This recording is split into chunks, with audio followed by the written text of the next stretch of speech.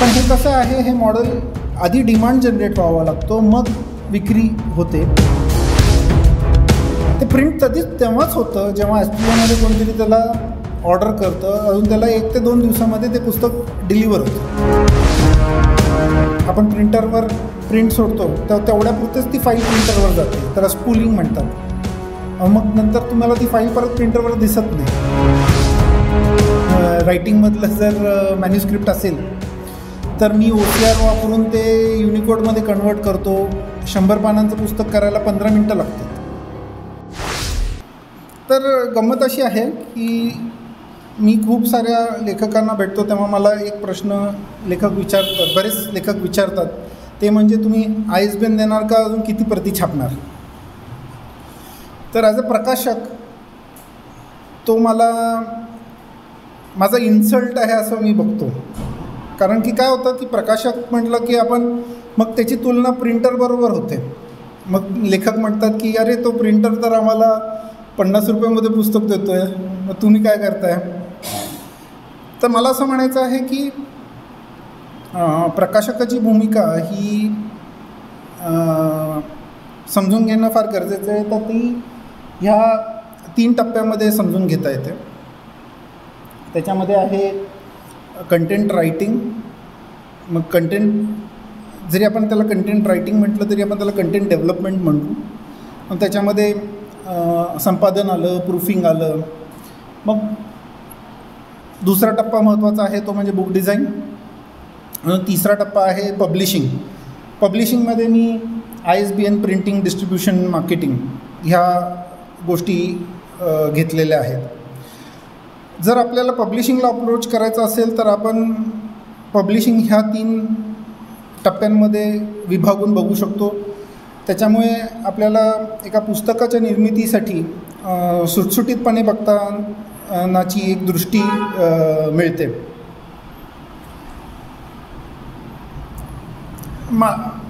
मला असे बरेच लेखक किंवा माझ्या मॅनेजमेंटमध्ये पण बरेच विचारतात की आता व्हॉट्सअप युनिव्हर्सिटी असताना पुस्तकं वाचतं कोण. पण मला असं वाटतं की आपण काळाप्रमाणे बदललं पाहिजे. म्हणजे काळाप्रमाणे जसे वाचक बदलतात तसे लेखक पण बदलायला पाहिजे. तसे त्या वाचकाशी कनेक्ट होणारे लेखक निर्माण व्हायला पाहिजे. कारण की आपण घरामध्येच बघतो की आपल्याकडे जनरेशन गॅप असतं. आजोबा नातवामध्ये जनरेशन गॅप असतं. आता तर मुलं म्हणजे मला असं वाटत होतं की कालपर्यंत की मी खूप म्हणजे टेक्नॉलॉजी सॅव्ही आहे, कम्प्युटर वापरतो, मला माझी मुलं फसवू शकणार नाही किंवा टेक्नॉलॉजीमध्ये माझी जेवढी समज आहे तेवढीच माझ्या मुलांची असेल. तर तो जनरेशन गॅप मला आता परवापासून म्हणजे इनफॅक्ट ज्या पद्धतीचं टर्म्स ते वापरतात, ज्या पद्धतीचं इंग्लिश ते वापरतात, ते मी कॉन्व्हेंटचा स्टुडंट असूनसुद्धा माझ्यासाठी ते कम्प्लिटली नवीन आहेत. मग मी माझ्या बायकोशी म्हणत होतो की अरे आपल्याला असं वाटत होतं की आपल्या मुलांमध्ये जनरेशन गॅप होणार नाही. तर माझा मुलगा 10 वर्षाचा आहे, त्याच्यामध्ये आम्हाला जनरेशन गॅप दिसायला लागले. तर जर जनरेशन गॅप आईवडिलांमध्ये होत असेल तर तो लेखकामध्ये, वाचकांमध्ये पण होऊ शकतो.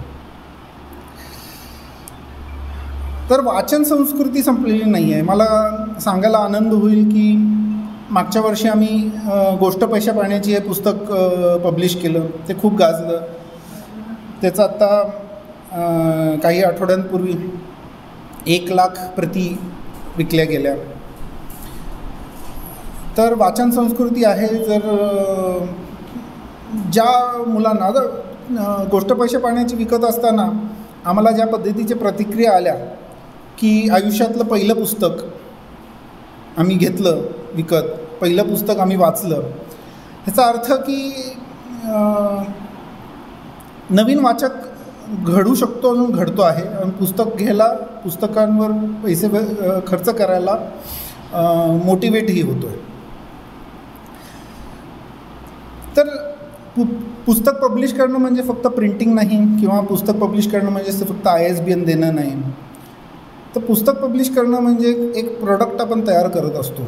म्हणजे बरीचशी लेखक रिलेट करतील की पुस्तक पब्लिश करणं म्हणजे एक बाळाला जन्म घातल्यासारखा असतो.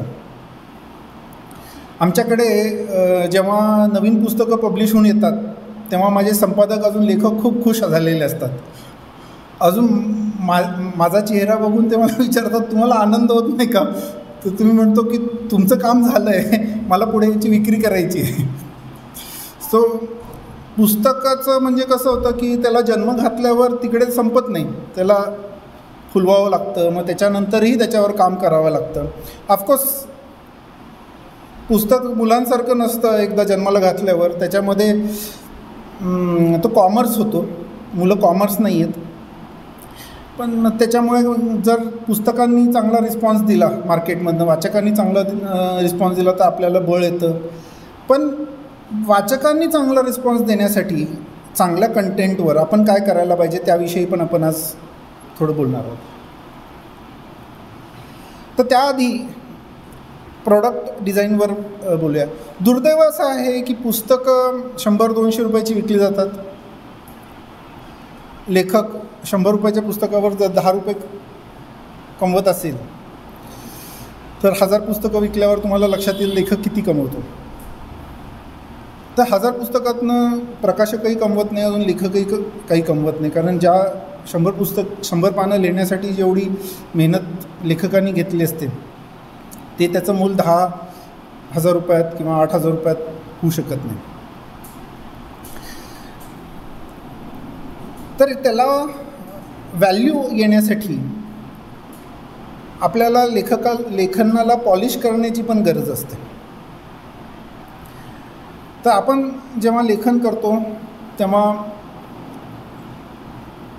एक कन्सेप्ट असते, त्या कन्सेप्टमधनं बळ येतं. म्हणजे कोणी आत्मकथन लिहितं, त्यांना असं वाटतं की आपण आयुष्य ज्या पद्धतीने जगलो आहोत, प्रामाणिक पद्धतीने जगलो आहोत, आपल्याला समाजाला काहीतरी देण्यासारखं आहे.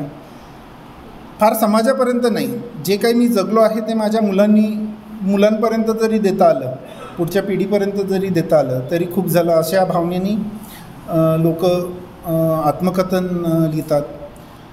काही लोकांना कविता करायचा छंद असतो तर ते कविता करतात, त्याची वाहवा मित्रांमध्ये होते. मग ती कविताचं मग मित्रच सांगतात की ही सगळी कविता संकलित करून आम्हाला हवी आहेत. मग त्याचं संकलन होतं, त्या प्रोत्साहनातनं पुस्तक निर्मिती होते. पण आता वेस्टर्न कंट्रीजमध्ये, इवन इंडियामध्ये इंग्लिश पब्लिशिंगमध्ये लिटररी एजंट्स काम करतात. त्यांना जर कोणाकडे चांगली स्टोरी सापडली तर त्या लेखकाबरोबर करार करतात. मग त्या स्टोरीच्या डेव्हलपमेंटवर त्या लेखकाबरोबर काम केलं जातं. ती लिटररी एजंट्सची ती इन्व्हेस्टमेंट असते. पण ॲज अ इंडिव्हिज्युअल लेखक अनफॉर्च्युनेटली मराठीमध्ये लिटररी एजन्सीचं व्यासपीठ नाही आहे. त्याचं कारणही असं आहे की मराठी पब्लिशिंग इंडस्ट्री तशी छोटी आहे. जितके मिडल एजन्सीज कमी करता येईल, म्हणजे मिडलमॅन जितके कमी करता येईल, मधले घटक जितके कमी करता येईल, तेवढं लेखकाला अजून वाचकाला फायदा होऊ शकतो आपल्या इंडस्ट्रीमध्ये, कारण तेवढं स्केल नाही आहे. तर त्या अशा केसमध्ये लिटररी एजन्सीज किंवा जे कंटेंटवर काम करतात, एका कंटेंटला अजून एका लेखकाला दिशा देतात, इनफॅक्ट त्या कंटेंटचं अजून त्या लेखकाचं ब्रँड बिल्डिंगवर काम करतात, ती संस्था इथे नाही आहेत. पण ॲज अ लेखक आपण ते करू शकतो. म्हणजे आपण ते मित्रांकडनं करू शकतो. जे क्रिटिसाईज करतात मुळात मेजरली असे मित्र जर असतील तर त्याचा जास्त फायदा होतो. तर कुठलंही लेखन पॉलिश करण्यामध्ये फार महत्त्वाचं. कुठलंही लेखन सुरू करण्याआधी रिसर्च करणं फार महत्त्वाचं असतं. आता फॉर एक्झाम्पल आपण जर अकॅडमिक पुस्तक घेत असू, स्पर्धेपरीक्षेचं जर पुस्तक घेत असू, तर आपण जर बंद दरवाज्यामध्ये स्पर्धेपरीक्षेचं पुस्तक बाहेर काय चाललं आहे मार्केटमध्ये, मुलं काय रिफर करतात आहे किंवा करिक्युलम काय आहे हे जर माहीत नसेल तर आपण त्या पद्धतीची मांडणी करू शकणार नाही, त्या पद्धतीचं कंटेंट मुलांना देऊ शकणार नाही. मग प्रत्येक पुस्तकामध्ये आपण जे आहे तोच कंटेंट, फॉर एक्झाम्पल जर NCERT असेल, बालभारती असेल, त्याच पुस्तकाचा कंटेंट तसाच कॉपी पेस्ट करून फक्त पानं भरणार असू तर वाचकाला at the end of the day कळतं, अभ्यास करणाऱ्याला कळतं की अरे ह्याच्यात काहीच नवीन नाही. किंवा हे मग त्याच्यात ॲकॅडमिक पुस्तकामध्ये, गाईड बुक्समध्ये कौशल्य काय असतं लेखकाचं, तर ते मेमराईज करण्यासाठी सोपं करणं, एक विषय समजावा तर तो बालभारतीतनं समजत नाही आहे, NCERTनं समजत नसेल मुलांना, तर तो एक सोप्या पद्धतीने, अजून वेगळ्या पद्धतीने, चांगली उदाहरणं देऊन मांडणं, ह्या सगळ्या गरजेची गोष्ट असते. फक्त रिसर्च हा फक्त ॲकॅडमिक पुस्तकांमध्ये होत नाही, उपयुक्त पुस्तकांमध्ये होत नाही, तर रिसर्च हा आत्मकथनांमध्ये पण होतो, ललित लेखनामध्ये पण होतो.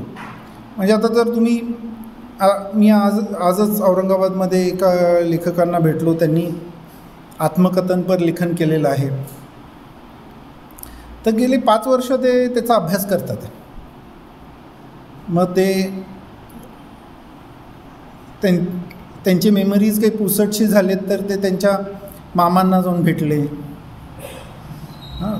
इतर मित्रांना भेटले, गुरूंना भेटले की हे संदर्भ बरोबर आहेत का. मग ते ग्रामीण सेटिंगमध्ये असेल तर त्या ग्रामीण भाषेचा फ्लेवर त्यांनी त्यांच्या लेखनात आणला. त्यांनी तिकडची संस्कृती जी आहे ते त्या लेखनामधनं दर्शवण्याचा प्रयत्न केला, नाहीतर ते काय झालं असतं, ते फक्त त्यांच्यापुरतंच सीमित राहिलं असतं. तर हे तुम्ही तुमचं लेखन कसं रिच करता हे तुमच्यावर आहे. तुम्ही त्याच्यामध्ये किती रिसर्च करता, त्याच्यामध्ये किती इनपुट्स आणता, किती खोलवर जाता, त्याच्यासाठी किती कोश बघता, इतर त्या विषयावर कोणी इतर लिहिलेलं आहे त्या सगळ्या पुस्तकांचा तुम्ही किती अभ्यास करता, या सगळ्या गोष्टी खूप मॅटर करतात. Drafting language is very important. म्हणजे भाषा महत्त्वाची आहे. काही विशिष्ट पुस्तकांसाठी जी उपयुक्त पुस्तकं आहेत किंवा जी अभ्यासाची पुस्तकं आहेत त्याला प्रमाण भाषा, ज्या भाषेत तो व्यवहार होतो आहे ती भाषा महत्त्वाची ठरते. तुम्ही ललित लेखन करत असाल तर बोलीभाषेचा उपयोग होऊ शकतो. परत त्याच्यामध्ये तुम्ही ती भाषा सहज इतरांना समजण्यासाठी पुस्तकामध्ये काही ग्लॉसरी देऊ शकत असाल तर त्या ग्लॉसरीचा समावेश करावा, जेणेकरून भाषाचा अभ्यास करणारी जी लोकं असतात त्यांना अडचणी, म्हणजे ज्यांना ही भाषा अवगत नसते त्यांना पुस्तक वाचताना त्याचा आनंद घेताना अडचणी निर्माण होणार नाही. मी जसं म्हटलं, लेखनावर परत परत रिड्राफ्टिंग करावं लागतं. पुस्तक प्रकाशनासाठी सबमिट करत असताना पण एक पद्धत असते. प्रत्येक प्रकाशक काही सांगत नाही लेखकांना की तुम्ही अशा पद्धतीने पुस्तक प्रकाशकाकडे सबमिट करा. ती एकदाच संधी येते. मग आपण किती व्यवस्थितरित्या पुस्तक प्रेझेंट करतो आहोत त्याला पण महत्त्व आहे. कारण प्रकाशकाकडे जर खरं सांगायचं झालं तर चांगल्या प्रकाशकांकडे 100 मॅन्युस्क्रिप्ट्स पाईपलाईनमध्ये असतात, वाचायचे असतात, त्याच्यावर निर्णय घ्यायचा असतो. त्यामुळे तुम्ही तितकं त्यांचं आकलन तुमच्या लेखनाचं जेवढं सोपं कराल तेवढं महत्त्वाचं. जसं आपण पुस्तकाचं मुखपृष्ठ डिझाईन करताना हा प्रयत्न करतो की आपलं मुखपृष्ठ बघून वाचकांनी पुस्तक उचलावं, कारण उचलल्याशिवाय तो एक्सपिरियन्स सुरू होत नाही लेखकामधला अजून वाचकांमधला. तर तर प्रकाशकांनीही आपलं मॅन्युस्क्रिप्ट ॲक्सेप्ट करण्यासाठी आपण पहिल्या पानावर काय देऊ शकतो. मग आपली जर त्या विषयाला आपली क्रेडिबिलिटी महत्त्वाची असेल तर क्रेडिबिलिटी, विषय असं काही आपण देऊ शकतो जेणेकरून प्रकाशक त्या पुढे वाचायला इंटरेस्ट निर्माण होईल. कारण की जर 3-4 पानं चालली अजून इंटरेस्टच निर्माण नाही झाला तर प्रकाशक थोडंसं त्याला साईडलाईन करून टाकतो. त्यामुळे ड्राफ्ट मॅन्युस्क्रिप्ट जे प्रकाशकाकडे सबमिट होतात त्याच्यावर विचार करणं गरजेचं आहे, काम करणं गरजेचं आहे. तुम्ही जर प्रकाशकांना पडणारे प्रश्न की ह्याचे कंटेंट्स काय आहेत, मग कंटेंट्स पेज नाही आहे, मग आता प्रकाशकाला कंटेंट शोधावे लागतात. पेज नंबर काय, पेज नंबरिंग नाही आहे. शब्दसंख्या काय आहे. आता जर मॉडर्न जमाना बघितला तर लोकांना टाईप करून मजकूर हवा असतो. तर तुमच्या बाजूनी ॲज अ लेखक त्यामध्ये इन्व्हेस्ट करून ते व्यवस्थित टाईप करून प्रूफिंग करून तो स्क्रिप्ट रेडी केला तर तो जास्त ॲक्सेप्टेबल होतो. असं नाही आहे की प्रकाशक हँड रिटन मजकूर घेत नाही. मग तो हँड रिटन मजकूर कोणाचा घेतो आम्ही? फक्त जे त्यांच्याबरोबर सतत पब्लिश होत असलेले प्रस्थापित लेखक आहेत की ज्यांना माहिती आहे की आता ह्यांची पुस्तकं आली की ती एवढी प्रती जाणार आहेत. तर हे बॅरियर्स आपण कमी करणं फार गरजेचं आहे. हे प्रत्येक स्तरावर कमी करणं गरजेचं आहे. आता सगळ्यात महत्त्वाचा मुद्दा म्हणजे एडिटिंग. असं होत नाही की जी 700, 750, 800 पुस्तकं आम्ही पब्लिश केली ती सगळी अशा पद्धतीने आमच्याकडे आलीत. काही पुस्तकं प्रकाशक लेखकांकडनं कमिशनही करून घेतो, पण त्या लेखकाला लेखनाची बैठक नसते. तो लिहितो किंवा ती व्यक्ती लिहिते अजून, मग त्याच्यावर संपादकांना काम करावं लागतं. पाणी मिळेल का?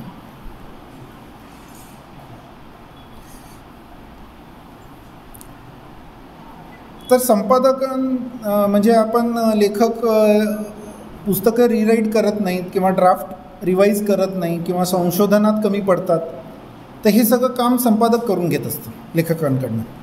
आणि जिथे लेखक कमी पडतात पण प्रकाशकाला वाटतं की हे पुस्तक यावं, तिकडे संपादकांकडनं प्रकाशक काम करून घेत असतो. आम्ही काही वर्षांपूर्वी एक पुस्तक केलं. ते लेखक जे होते ते लेखक जे आहेत ते त्या क्षेत्रातले मोठं नाव आहे. मोठं नाव म्हणण्यापेक्षा खूप नेटवर्क्ड आहेत. त्यांचा त्या विषयाशी जनसंपर्क राईट फ्रॉम मंत्री टू अधिकारी लेवलपर्यंत सगळे त्या विषयासाठी त्या लेखकालाशी संपर्क साधतात. तर जेव्हा मी त्यांना म्हटलं की मला ह्या विषयाचं तुमच्याकडनंच पुस्तक हवं आहे, तेव्हा त्यांनी मला ते सगळं कंपाईल करून दिलं.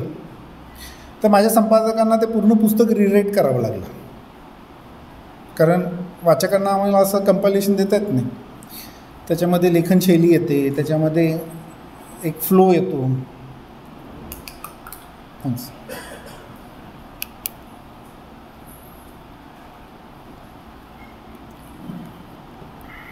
तर एवढं काम केल्यानंतर ते पुढे जाऊन त्या पुस्तकाला राज्य शासनाचा पुरस्कार मिळाला, मसापाचा पुरस्कार मिळाला, मराठी साहित्य परिषदेचा. तर चांगला संपादक पुस्तकाला मिळणं फार गरजेचं आहे, कारण ज्या उणिवा लेखकाकडनं राहिलेले असतात तो चांगला संपादक पूर्ण करतो.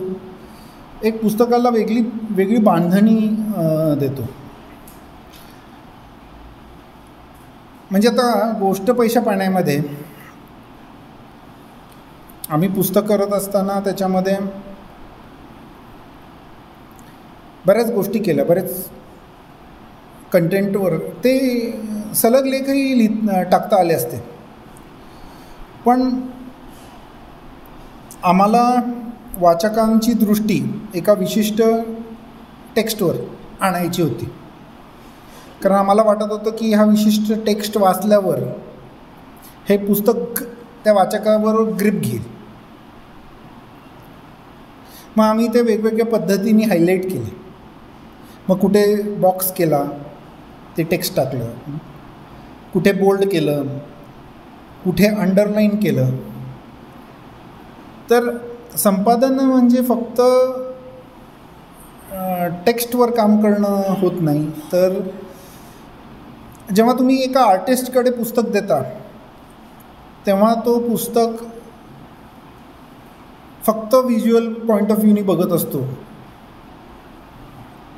वाचत नसतो. एक चांगलं पुस्तक निर्मिती करणारे प्रकाशक अजून संपादक त्या पुस्तकामध्ये ही अशा पद्धतीने व्हॅल्यू ॲडिशन्स करतात. अजून ह्याचा उपयोग पुस्तक 2012मध्ये आम्ही गरजा महाराष्ट्र जेव्हा करत होतो तेव्हा गरजा महाराष्ट्र जवळजवळ 350-400 पानांचं पुस्तक होत होतं. मला असं सगळे म्हणत होते की हे पुस्तक किती जाईल माहीत नाही, 1000 कॉपीज तुम्ही प्रिंट करा. समोर मला ते असं म्हणजे माझ्या संपादक ज्या होत्या त्यांनी त्याच्यावर खूप काम केलं, काम करताना दिसत होतं. मग आम्ही त्याची 5000ची आवृत्ती विकली, जवळ 650 रुपयाचं ते पुस्तक होतं, एकाच वर्षात विकली. तर ते जे पुस्तक आहे ते मांडत असताना आमच्या लक्षात आलं की हा विषय जड आहे, महाराष्ट्राचं विश्वरूप दर्शन घडवणारा विषय आहे, पण एका सामान्य वाचकाला तो कसा आकर्षित करू शकतो. तर तुम्ही गरजा महाराष्ट्र जर चाललं आणि त्याच्या फक्त चौकटी वाचल्या, त्या पूर्ण चौकटी 1-2 तासामध्ये वाचून होतात, त्या पूर्ण पुस्तकाचं आकलन होऊन जातं. तर ते पुस्तक लोकांपर्यंत पोचण्याचं कारण पण तेच आहे की त्याची ती मांडणी आकर्षक ठरली, ज्या पद्धतीने ते कंटेंट बाहेर आला, वाचकाला शोधावा लागला नाही. मग नंतर तुम्ही पानापानात जा, बिटवीन द लाईन्स वाचा, त्याचं ॲनालिसिस करा, पण इनिशियल जो कनेक्ट असतो तो फार महत्त्वाचा असतो. अजून ती पॉवर बऱ्याच पुस्तकांवर अजून अशा पद्धतीने व्हिज्युअलाइज करणाऱ्या संपादकाकडे अजून प्रकाशकाकडे असते, ती लेखकालाही डेव्हलप करता येते. मी आता डॉक्टर सूर्यवंशींशी बोलत होतो तर त्यांनी त्यांच्या पुस्तक निर्मितीमध्ये किती रिसर्च केला हे लक्षात आलं, पण प्रत्येकजण तेवढं करताना दिसत नाही. त्यांनीही सांगितलं. तर हे सगळं सांगायचा प्रयत्न का करतो आहे की जेव्हा तुम्ही प्रकाशकाकडे जाता तेव्हा तो फक्त प्रिंटिंग करून देणार आहे पुस्तक, तिथपर्यंतच मर्यादित नाही आहे. आता जसं मी सांगितलं की व्हिज्युअल एलिमेंट्स हा डिझाईनचा अंतरंग आहे,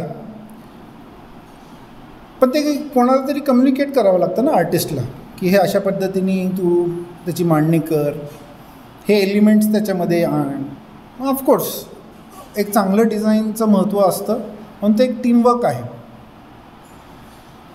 आता आपण डिझाईनच्या विषयाकडे येताना मूल जन्म घालताना आपण बघतो गायनॅक ठरवतो. आता तर आपल्याला हॉस्पिटलचा बेड पण ठरवावा लागतो, कधी इमर्जन्सीमध्ये जावं लागेल, बेड मिळणार नाही, तशी अपॉइंटमेंट्स घेतली जातात. म्हणजे आपण ही सगळी तयारी करतो. पुस्तकाच्या पण निर्मितीमध्ये ही सगळी तयारी महत्त्वाची असते. ॲज अ लेखक जर तुम्ही प्रकाशित करत असाल पुस्तक, तर पुस्तकाच्या रिसर्चपासूनच तुम्हाला व्हिज्युअलाइज व्हायला पाहिजे की पुस्तकाचा आकार कसा असेल, त्याची बांधणी कशी असेल, ते पुठ्ठा बांधणी असेल का, त्याच्यावर पेपर कुठला वापरणार. मग आपण पुस्तकांच्या दुकानामध्ये जाऊन कुठले वेगवेगळे पेपरचे प्रयोग झालेत ते बघायचं, मग पेपरवाल्याकडे जाऊन विचारायचं की कुठले कुठले सॅम्पल पेपर आहेत, मग त्याचे रेट्स काय आहेत, या सगळ्या गोष्टींचा अभ्यास करून पुढे जाता येतं. प्रकाशक फक्त ह्या गोष्टी सोप्या करतो, अजून ऑप्टिमम मिळवून देतो. कारण ह्या सगळ्या गोष्टींचा समन्वय फार महत्त्वाचा आहे. अजून ह्याचं समन्वय सगळं बजेटिंगसाठी महत्त्वाचं आहे. तुम्ही एक बजेट ठरवलेलं असतं की आपण 50,000 रुपये पुस्तकावर खर्च करणार, आणि पुस्तक निर्मितीला जाण्याच्या आधीच तुमचा खर्च झालेला असतो, मग ते बजेटच्या बाहेर जातं. मग तुम्ही ज्या पद्धतीने निर्मिती करायचा विचार करत असता त्या पद्धतीने निर्मिती होत नाही पुस्तकाची. मग तुमचा प्रकाशन करण्याचा जो अनुभव आहे तो अर्धवट राहतो. जर तुम्हाला निर्मितीचं बजेट आधीपासून माहीत असेल, कंटेंट डेव्हलपमेंटचं बजेट माहीत असेल, डिझाईनचं बजेट आधीपासून माहीत असेल, मग त्याच्यामध्ये तुम्ही ऑप्शन 1, ऑप्शन 2, ऑप्शन 3 असं करू शकता की हे आकार केला, हे पेपर वापरले तर हे खर्च होणार आहे, ह्या आर्टिस्टकडे गेलो, ह्याचं कवर डिझाईन वापरलं तर हा खर्च होणार आहे. त्यामुळे मग काही विशिष्ट पुस्तकं एका विशिष्ट आकारामध्ये वाचण्याची सवय असते किंवा ते विशिष्ट आकारमध्ये प्रिंट करण्याचं एक गणित असतं. मग ते गणित प्रेसच्या लिमिटेशन्समुळे असतं की प्रेस 2च आकारांमध्ये काम करते, 23-36 अजून 20-30. मग जर तुम्ही डेमी साईजचं पुस्तक करू शकता किंवा A4 साईजचं 8.5-11चं पुस्तक करू शकता किंवा 5.5-8चं पुस्तक करू शकता किंवा 7-9चं पुस्तक करू शकता. मग तुम्हाला काही विशिष्ट आकर्षक आकार हवा असेल, चौकोनी हवा असेल, कॉफी टेबल हवा असेल, तर मग अशा वेळेस तर अभ्यास खूप जास्त करावा लागतो. प्रिंटरबरोबर आधीच पुस्तक लावायच्या आधीच भेटून घ्यावं लागतं. कारण नंतर तुम्ही जर हे सगळं करत गेला तर तुमच्या बजेटचं रिकन्सिलिएशन होत नाही किंवा त्याचं ताळेबंद लागत नाही. आता पुस्तक आकर्षक बनवणं हे फार महत्त्वाचं आहे. कारण की जेव्हा तुमचं एका स्टॉलवर पुस्तक ठेवलेलं असतं तेव्हा तुमचं लेखकाबरोबरचा पहिला परिचय हा त्याच्या मुखपृष्ठावरनं होतो. त्याचबरोबर वाचक पुस्तक मागे पुढे बघतो, मागे पुस्तकात काय आहे किंवा मग कुठल्या मान्यवरांनी, तर क्रेडिबल मान्यवरांनी म्हणजे त्यांना एक मान्यता आहे त्या विषयाची, त्यांनी काही एक प्रस्तावनापर एक टेस्टिमोनियल दिलेलं आहे. ह्या गोष्टी घेतल्याने पुस्तकाचं वजन नक्कीच वाढतं. आम्ही अशा पद्धतीचं म्हणजे गरजा महाराष्ट्राचं विश्वरूप दर्शन हे मार्केटिंग टर्मिनॉलॉजी आम्हाला राजा दीक्षित सरांनी मिळवून दिली. जर आम्ही प्रोफेसर राजा दीक्षितांकडे गेलोच नसतो की हे पुस्तकाचा अभिप्राय द्या, तर आम्हाला हा जो महाराष्ट्राचं विश्वरूप दर्शन घडवणारा ग्रंथ हे मार्केटिंगची टर्मच कॉइन करता आली नसती. तर तुम्हाला हे इन्स्पिरेशन्स वेगवेगळ्या वाचकांकडनं, वेगवेगळ्या व्यक्तींकडनं ज्यांचं त्या विषयातलं ज्ञान आहे, अजून प्रभुत्व आहे, त्यांच्याकडनं मिळतं. अजून ते नक्कीच पुस्तक इतर वाचकांपर्यंत, स्कॉलर्सपर्यंत, अजून इन्फ्लुएन्सर्सपर्यंत चांगले रिव्ह्यूज मिळवून देण्यासाठी उपयोगी पडू शकतं. कवर डिझाईन करत असताना मी असं नेहमी लेखकांना सांगतो की तुम्ही ते कवर पुस्तकांच्या विक्रीच्या ठिकाणी डिजिटल प्रिंट करून लावून बघा, दुरून बघा की कसं दिसतं, उठून दिसतं का, हारवतं आहे. तुम्हीच तुमचा अंदाज घेणं फार गरजेचं आहे. आता तशी बघायला गेली तर पुस्तकांची दुकानं कमी झालेली आहेत. तर पुस्तक विक्रीचं नवीन तंत्र काय आहे ते आपण पुढच्या ह्याच्यात बघू. तर कवर डिझाईन पॅकेजिंगचं महत्त्व सांगतं. तुम्ही ज्या पद्धतीने ते तुमचं पुस्तक प्रेझेंट करत आहात, ते किती आकर्षक कवर आहेत. आपण बऱ्याचदा पुस्तक निर्मिती करत असताना एक विशिष्ट प्रकारचीच कवर करत राहतो. त्याचा पुस्तक विक्रीवर परिणाम नक्कीच होतो.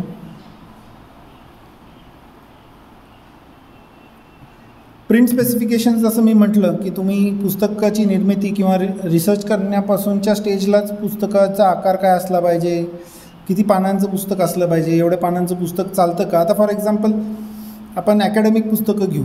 जर ते पुस्तक 300-350 रुपयाला त्या विषयाचं पुस्तक मार्केटमध्ये उपलब्ध असेल आणि ते जवळजवळ 200-250 पानांपर्यंत तुम्हाला 300-350 रुपये परवडत असतील ठेवणं MRP,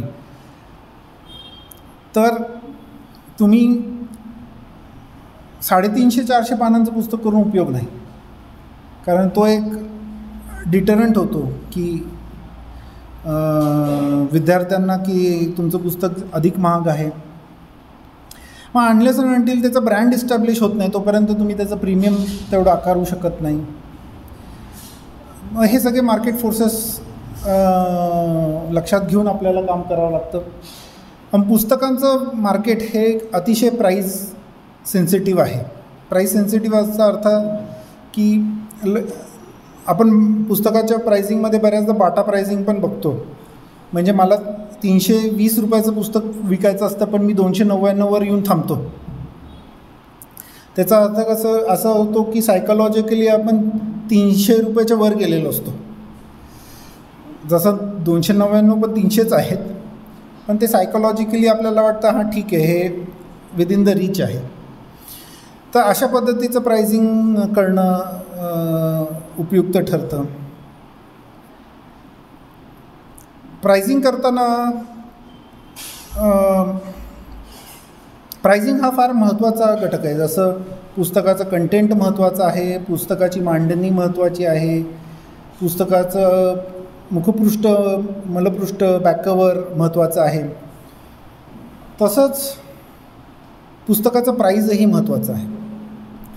मग काही पुस्तकांमध्ये तुम्ही प्रीमियम घेऊ शकता. म्हणजे आता टेलर फ्रान्सिस नावाची किंवा स्प्रिंगर नावाची कंपन्या आहेत, पब्लिशिंग कंपन्या, ह्यांचं 100 पानी पुस्तक 12,000 रुपयाला विकू शकतं. राईट. काही पुस्तकं तुम्ही प्रीमियम प्राइसिंग करू शकता, काही पुस्तकं तुम्ही अंडर प्राइसिंग करू शकता. कारण प्रत्येक पुस्तकाचं प्राइसिंगचं गणित वेगळं आहे. मग जिथे व्हॉल्यूम्स खूप आहे तिकडे तुमच्यावर पण प्राईस प्रेशर येतं, किंवा तुम्हाला प्राईज हा कॉम्पिटिशन किल करण्याचं पण एक साधन आहे. जर तुम्ही ॲकॅडमिक्समध्ये असं पुस्तक तयार केलं ज्याची प्राईज ॲक्च्युली सगळ्या कॉस्ट पकडता 300 रुपये यायला पाहिजे, पण ते जर तुम्ही 250 रुपये केलं तर इतर कॉम्पिटिटरला तेवढा मार्जिन मिळत नसल्यामुळे त्यातनं तो त्याच्यात एंट्री करायला घाबरतो. कारण तुम्ही रिसर्च करून कॉस्टवर नियंत्रण आणून ते इतकं कमी करून केलेलं असतं, आणि तुम्ही इतक्या कमी मार्जिनवर काम करता ते पुस्तक मार्केटमध्ये की इतर कोणालाही त्या किमतीवर पुस्तक आणणं हे शक्य होत नाही. तर प्राईज हे कॉम्पिटिशन किल करण्याचं एक साधन असू शकतं. प्राईज तुम्ही केलेल्या कष्टाला योग्य मोबदला मिळावा ह्यासाठी पण तुम्ही विचार करू शकता. ह्याचा अर्थ असा नाही की आम्ही ईबुक सेल करतो आहोत, छापील पुस्तकच विकतो आहोत, पण स्टॉकमध्ये एकही पुस्तक नसताना दुसऱ्या किंवा तिसऱ्या दिवशी depending on where you are पुस्तक घरपोच येतं. तर ह्याच्याने काय होतं की प्रकाशकाचा अजून लेखकाचा पैसा हा छापील पुस्तकामध्ये अजिबातच अडकून पडत नाही. ऑफकोर्स त्याच्यामध्ये प्लस सकाळनी काय केलं आहे की आता हे सक्सेसफुल कधी होऊ शकतं गणित, जेव्हा आम्ही ती एक प्रत 1000 प्रतींच्या किमतीच्या तुलनेत मार्केटमध्ये उपलब्ध करून देऊ शकतो. असं नाही होऊ शकत ना की मी एका मार्केटमध्ये, आता फॉर एक्झाम्पल तुम्ही तुमचं पुस्तक विकता तर बॉम्बेमध्ये 400 रुपयाला विकाल, अजून कन्नडमध्ये 300 रुपयाला विकाल, असं तर होत नाही ना. MRP एकच असते, ती स्टँडर्ड ठेवावी लागते. कारण की आता इन्फॉर्मेशन ही इंटरनेटवर आल्यामुळे कोणालाही ॲक्सेसिबल आहे. त्याच्यामध्ये जर तुम्ही MRPमध्ये इतके व्हेरिएशन्स जर केले मार्केटप्रमाणे किंवा प्रोडक्शनप्रमाणे, तर मग ते पुस्तक विक्रीला, म्हणजे मुंबईतला जो वाचक आहे तो म्हणणार नाही मी आता कन्नडला जाऊन, पुढच्या वेळी मी जेव्हा कन्नडला जाईल तेव्हा पुस्तक घेईल. मग ह्याच्याने काय होतं की त्याचं पुस्तक विकत घ्यायचं जे डिसिजन आहे ते लांबणीवर जातं आणि कधीतरी विसरून जातो. तर पुस्तक विक्रीमध्ये महत्त्वाचं काय आहे की ज्या वेळेला तो वाचक तुमचं पुस्तक घेण्यासाठी थोडा मोटिवेट झालेला असतो, तुम्ही ते पुस्तक विकत घेण्याची प्रोसेस फॅसिलिटेट करतायत का नाही, तुम्ही ते उपलब्ध आहे की नाही, मग त्याच्यामध्ये प्राईस व्हेरिएशन आहे का. जर स्पर्धा परीक्षेच्या मुलांमध्ये खूप होतं. अप्पाभवन चौकातनं मुलं आमच्याकडे, अप्पाभवन चौकाच्या मागेच सकाळचं कार्यालय आहे, मुलं भांडत येतात की अप्पाभवन चौकामध्ये हे पुस्तक 190 रुपयाला विकतात, तुम्ही 200 रुपयाला विकताय. तर प्राईस स्टँडर्डायझेशन फार महत्त्वाचं आहे. सोनीचे स्पीकर्स किंवा सोनीचे टी व्ही खूप मोठ्या प्रमाणावर का विकले जातात, कारण सोनी कुठल्याही डीलरकडे जा, सोनी एकच प्राईजला विकलं जातं. कुठल्याही ऑनलाईन जा किंवा विजय सेल्सकडे जा किंवा कुठल्याही डीलरकडे जा, सोनीची टी व्हीज एकाच प्राईजला विकले जातात, स्पीकर्स एकाच प्राईजला विकले जातात. का? जर त्याच्यामध्ये प्राईस व्हेरिएशन असेल तर माणूस भटकत राहतो आणि ते कुठल्याही गोष्टीच्या सेलच्या कन्व्हर्जनला घातक आहे. तर प्रिंट ऑन डिमांडचं चॅलेंज काय होता की तुम्ही एक परत पण त्याच किमतीत द्या जी 1000 पुस्तकांसाठीच्या किमतीला मॅच होईल, मगच त्याचं स्किल आहे ना. जर असं झालं की मी 1000 पुस्तकं जर छापली तर त्याची MRP 300 रुपये येते आहे आणि जर मी एक पुस्तक प्रिंट करत असेल तर त्याची किंमत त्या कॉस्ट प्राइसिंगप्रमाणे 500 रुपये येते आहे, तर ते बिझनेस नाही करता येणार. कारण मी आत्ता सांगितलं की तुम्हाला प्राईस स्टँडर्डायझेशन कुठलीही प्रोडक्ट विकण्यामध्ये फार महत्त्वाचं आहे. तर ते आता साध्य झालेलं आहे. त्याच्यामुळे काय होतं की पुस्तक कायमस्वरूपी उपलब्ध राहतं. मी आता असे लेखक साईनअप करतो आहे की ज्यांचे 20-20, 25-25 पुस्तकं आहेत, पण त्याला खूप मागणी नाही आता. कारण कोणी 1980मध्ये ते पुस्तक पब्लिश केलं होतं, कोणी 1990मध्ये केलं होतं, कोणी 2000मध्ये केलं होतं. तर तो काळ पुढे सरकलेला आहे. पण पुस्तकं do books die, books don't die. प्रत्येक पुस्तकाला कमी जास्त प्रमाणात वाचक आहे, फक्त उपलब्ध होणं फार महत्त्वाचं आहे. आता प्रिंट ऑन डिमांडमुळे अजून काय झालं, उपलब्धतेसाठी काय गती मिळाली की पूर्वी जर 1000ची आवृत्ती प्रिंट करायची असेल आणि त्याप्रमाणे त्याचं कॉस्टिंग झालेलं असेल, आपण काय करतो, कॅटलॉग देतो, लायब्ररीला जाऊन कॅटलॉग पोचतात, संस्थांना जाऊन कॅटलॉग पोचतात, त्यांची कमिटी डिसाईड करते की अच्छा ठीक आहे आपल्याला हे पुस्तक विकत घ्यायचं आहे, ह्या कॅटलॉगमध्ये लिहिलेलं आहे 280 रुपये प्राईज आहे पुस्तकाची. ते ऑर्डर काढतात, 100 पुस्तकं विकत घ्या 280 रुपयाप्रमाणे, एवढं डिस्काउंट. ते तुमच्याकडे जे प्रकाशकाकडे किंवा लेखकाकडे येतील. अजून ते 280 रुपयाला जर प्रिंट करणं परवडत नसेल तर ती ऑर्डर वेस्ट जाईल, बरोबर ना. म्हणजे काय की अजून जर तुमची 1000ला 280 रुपयाचं जर बॅरियर असेल, अजून 100 कॉपीची ऑर्डर आली तर त्या 100साठी कोणी 1000 छापणार का? नाही छापणार. प्रिंट ऑन डिमांडमध्ये फायदा काय होतो की एक पुस्तकाची जरी ऑर्डर असेल, अजून माझ्याकडे स्टॉक नसेल तरी मला त्या ग्राहकाचं डिमांड फुलफिल करता येतं, तो परत जात नाही. मग 100 असो, 200 असो, 300 असो, मग त्याला काही आवृत्तीचं बंधन राहत नाही किंवा त्याला काही एका विशिष्ट प्रिंट ऑर्डरचीचं बंधन राहत नाही. तर ही ॲक्च्युली क्रांती पुस्तक व्यवसायामध्ये आलेली आहे. अजून ही खूप वर्ष अपेक्षित होती. त्याच्यामध्ये काही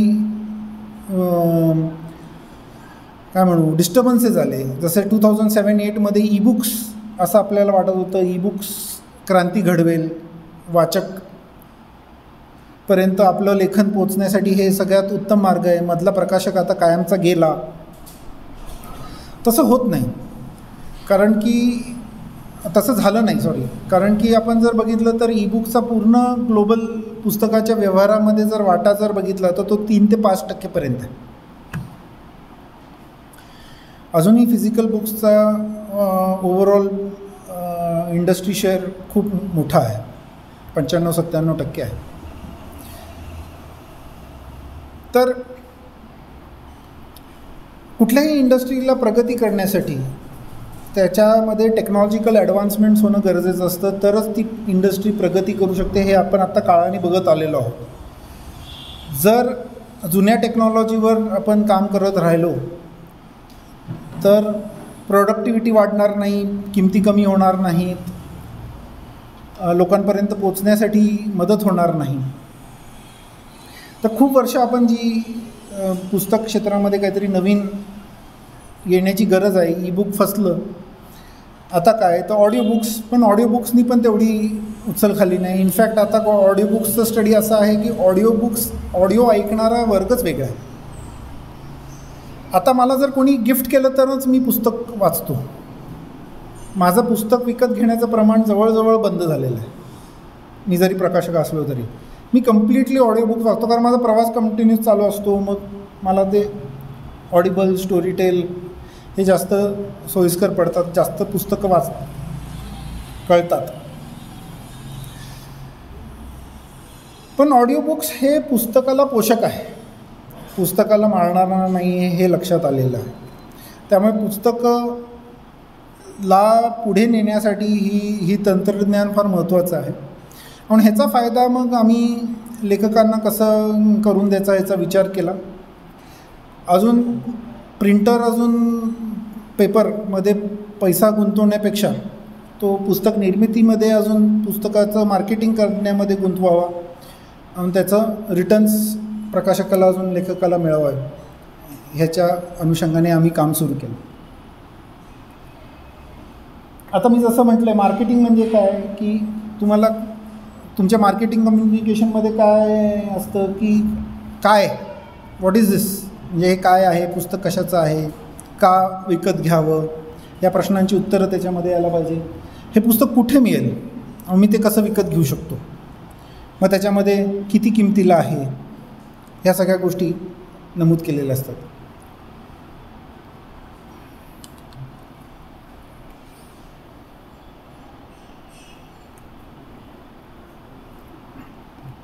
हे मार्केटिंगचे 3 टप्पे आहेत. Pre and post launch campaign. Pre म्हणजे पुस्तक प्रकाशित व्हायच्या आधी आणि पोस्ट म्हणजे पुस्तक प्रकाशित झाल्यानंतर. तर प्री महत्त्वाचं आहे, कारण की जर तुमच्या पुस्तकामधली इन्व्हेस्टमेंट खूप असेल, कुठली इन्व्हेस्टमेंट छापण्याची, आता फॉर एक्झाम्पल तुम्हाला पी ओ डीमध्ये काही मर्यादा आहेत, कारण की आपल्याला जेव्हा स्टँडर्डाइज प्रोडक्ट द्यायचं असतं तेव्हा त्याचा स्केल खूप वाढवावा लागतो. म्हणून स्केल वाढवायचं म्हणजे मला जर एक पुस्तकाची प्राईज 1000 पुस्तकांच्या प्राईजच्या बरोबर कम्पीट करायची असेल तर मला सगळी पुस्तकं एका आकाराची, सगळी पुस्तकं एका पेपरची, सगळी पुस्तकं एका कवरची करावी लागतात. एक कवर डिझाईनची नाही, विशिष्ट पेपरची. कारण की जर मी त्याच्यामध्ये व्हेरिएशन केले तर प्रत्येक पुस्तकासाठी मला मशीन तयार करण्यामध्येच अर्धा तास जाईल, आलं लक्षात. त्यामुळे त्याच्यामध्ये स्टँडर्ड्स आहेत आणि ते स्टँडर्ड्स पाळले की आपण त्या पी ओ डीसाठी एनेबल होतो. पण तरी तुम्हाला कधी कधी वाटतं की आपलं पुस्तक कॉफिटेबल असावं, रंगीत असावं, कारण पी ओ डी रंगीतसाठी पण आलेलं आहे, पण ते तेवढं प्राईस इफेक्टिव्ह नाही आहे. जेवढं ब्लॅक अँड व्हाईट 1000 कॉपीला इक्वल करतं तेवढं कलर इक्वल करत नाही. पण तरी तुम्हाला वाटत असेल की आपण काही रंगीत पुस्तक करावं, काही वेगळ्या आकाराचं पुस्तक करावं. हे पी ओ डीचे आकार काही म्हणजे 5.5, 8.5, 8.5, 11, 7, 9.5 म्हणजे 8.5, 11पर्यंत पी ओ डीमध्ये कुठलाही आकार होतो. म्हणजे 4.5x7 पासून ते 8.5, 11पर्यंत कुठलंही साईज होतं. पण तुम्हाला 14x9 अशा साईजचं पुस्तक करायचं असेल, मोठ्या साईजचं, तर ते शक्य होत नाही. रंगीत पुठ्ठा बांधणी असेल तर पुठ्ठा बांधणी पी ओ डीमध्ये थोडासा कॉस्ट वाढतो. तर मग त्यावेळी काय करावं तर प्री लॉन्चवर फोकस करावं. किंवा मग जर तुम्हाला असं वाटत असेल की आपण 5,000 अजून 10,000 पुस्तकं छापावी, तर ठीक आहे, तुम्ही छापू शकता 5,000, 10,000, पण त्याच्यासाठी आधी तुम्ही मार्केटची चाचणी करून घ्या. जो मित्र परिवार तुम्हाला म्हणतो आहे आम्ही तुमची पुस्तकं घ्याल, खरंच घेतात की नाही ते त्यांच्याकडनं पैसे घेतल्याशिवाय मानू नका. मी असं खूप पुस्तकं बघितलं आणि खूप लेखकांनी मला आश्वासनं दिली आहेत की माझी 300 पुस्तकं, माझी 350 वाचक आहेत, 300 पुस्तकं तर सहज घेतील, 30 पुस्तकं पण नाही विकली गेली. तर तो खूप मोठा विरोधाभास आहे. किंवा दैनिकामध्ये वर्षभर चाललेली लेखमाला आहे, ती लेखमाला खूप गाजली, अजून आम्ही त्याचं पुस्तक केलं. पण जो दररोज वाचणारा वर्ग आहे ते पेपर, त्याला ते दररोजच्या वाचनामध्ये आनंद मिळत होता, पण त्याला संग्रही ठेवावं असं काही वाटत नव्हतं.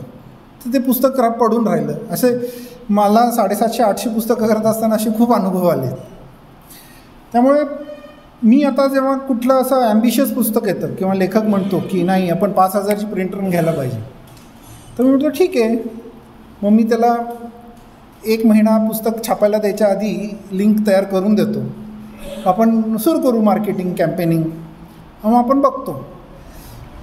काही केसेसमध्ये त्याचा खूप, म्हणजे मी हे 2012पासून गरजा महाराष्ट्रापासून सुरू केलं, कारण गरजा महाराष्ट्र जेव्हा आम्ही पब्लिश करत होतो तेव्हा त्याचं प्रोडक्शन कॉस्ट खूप जास्त जात होतं. त्यावेळेस PODचं तंत्र नव्हतं.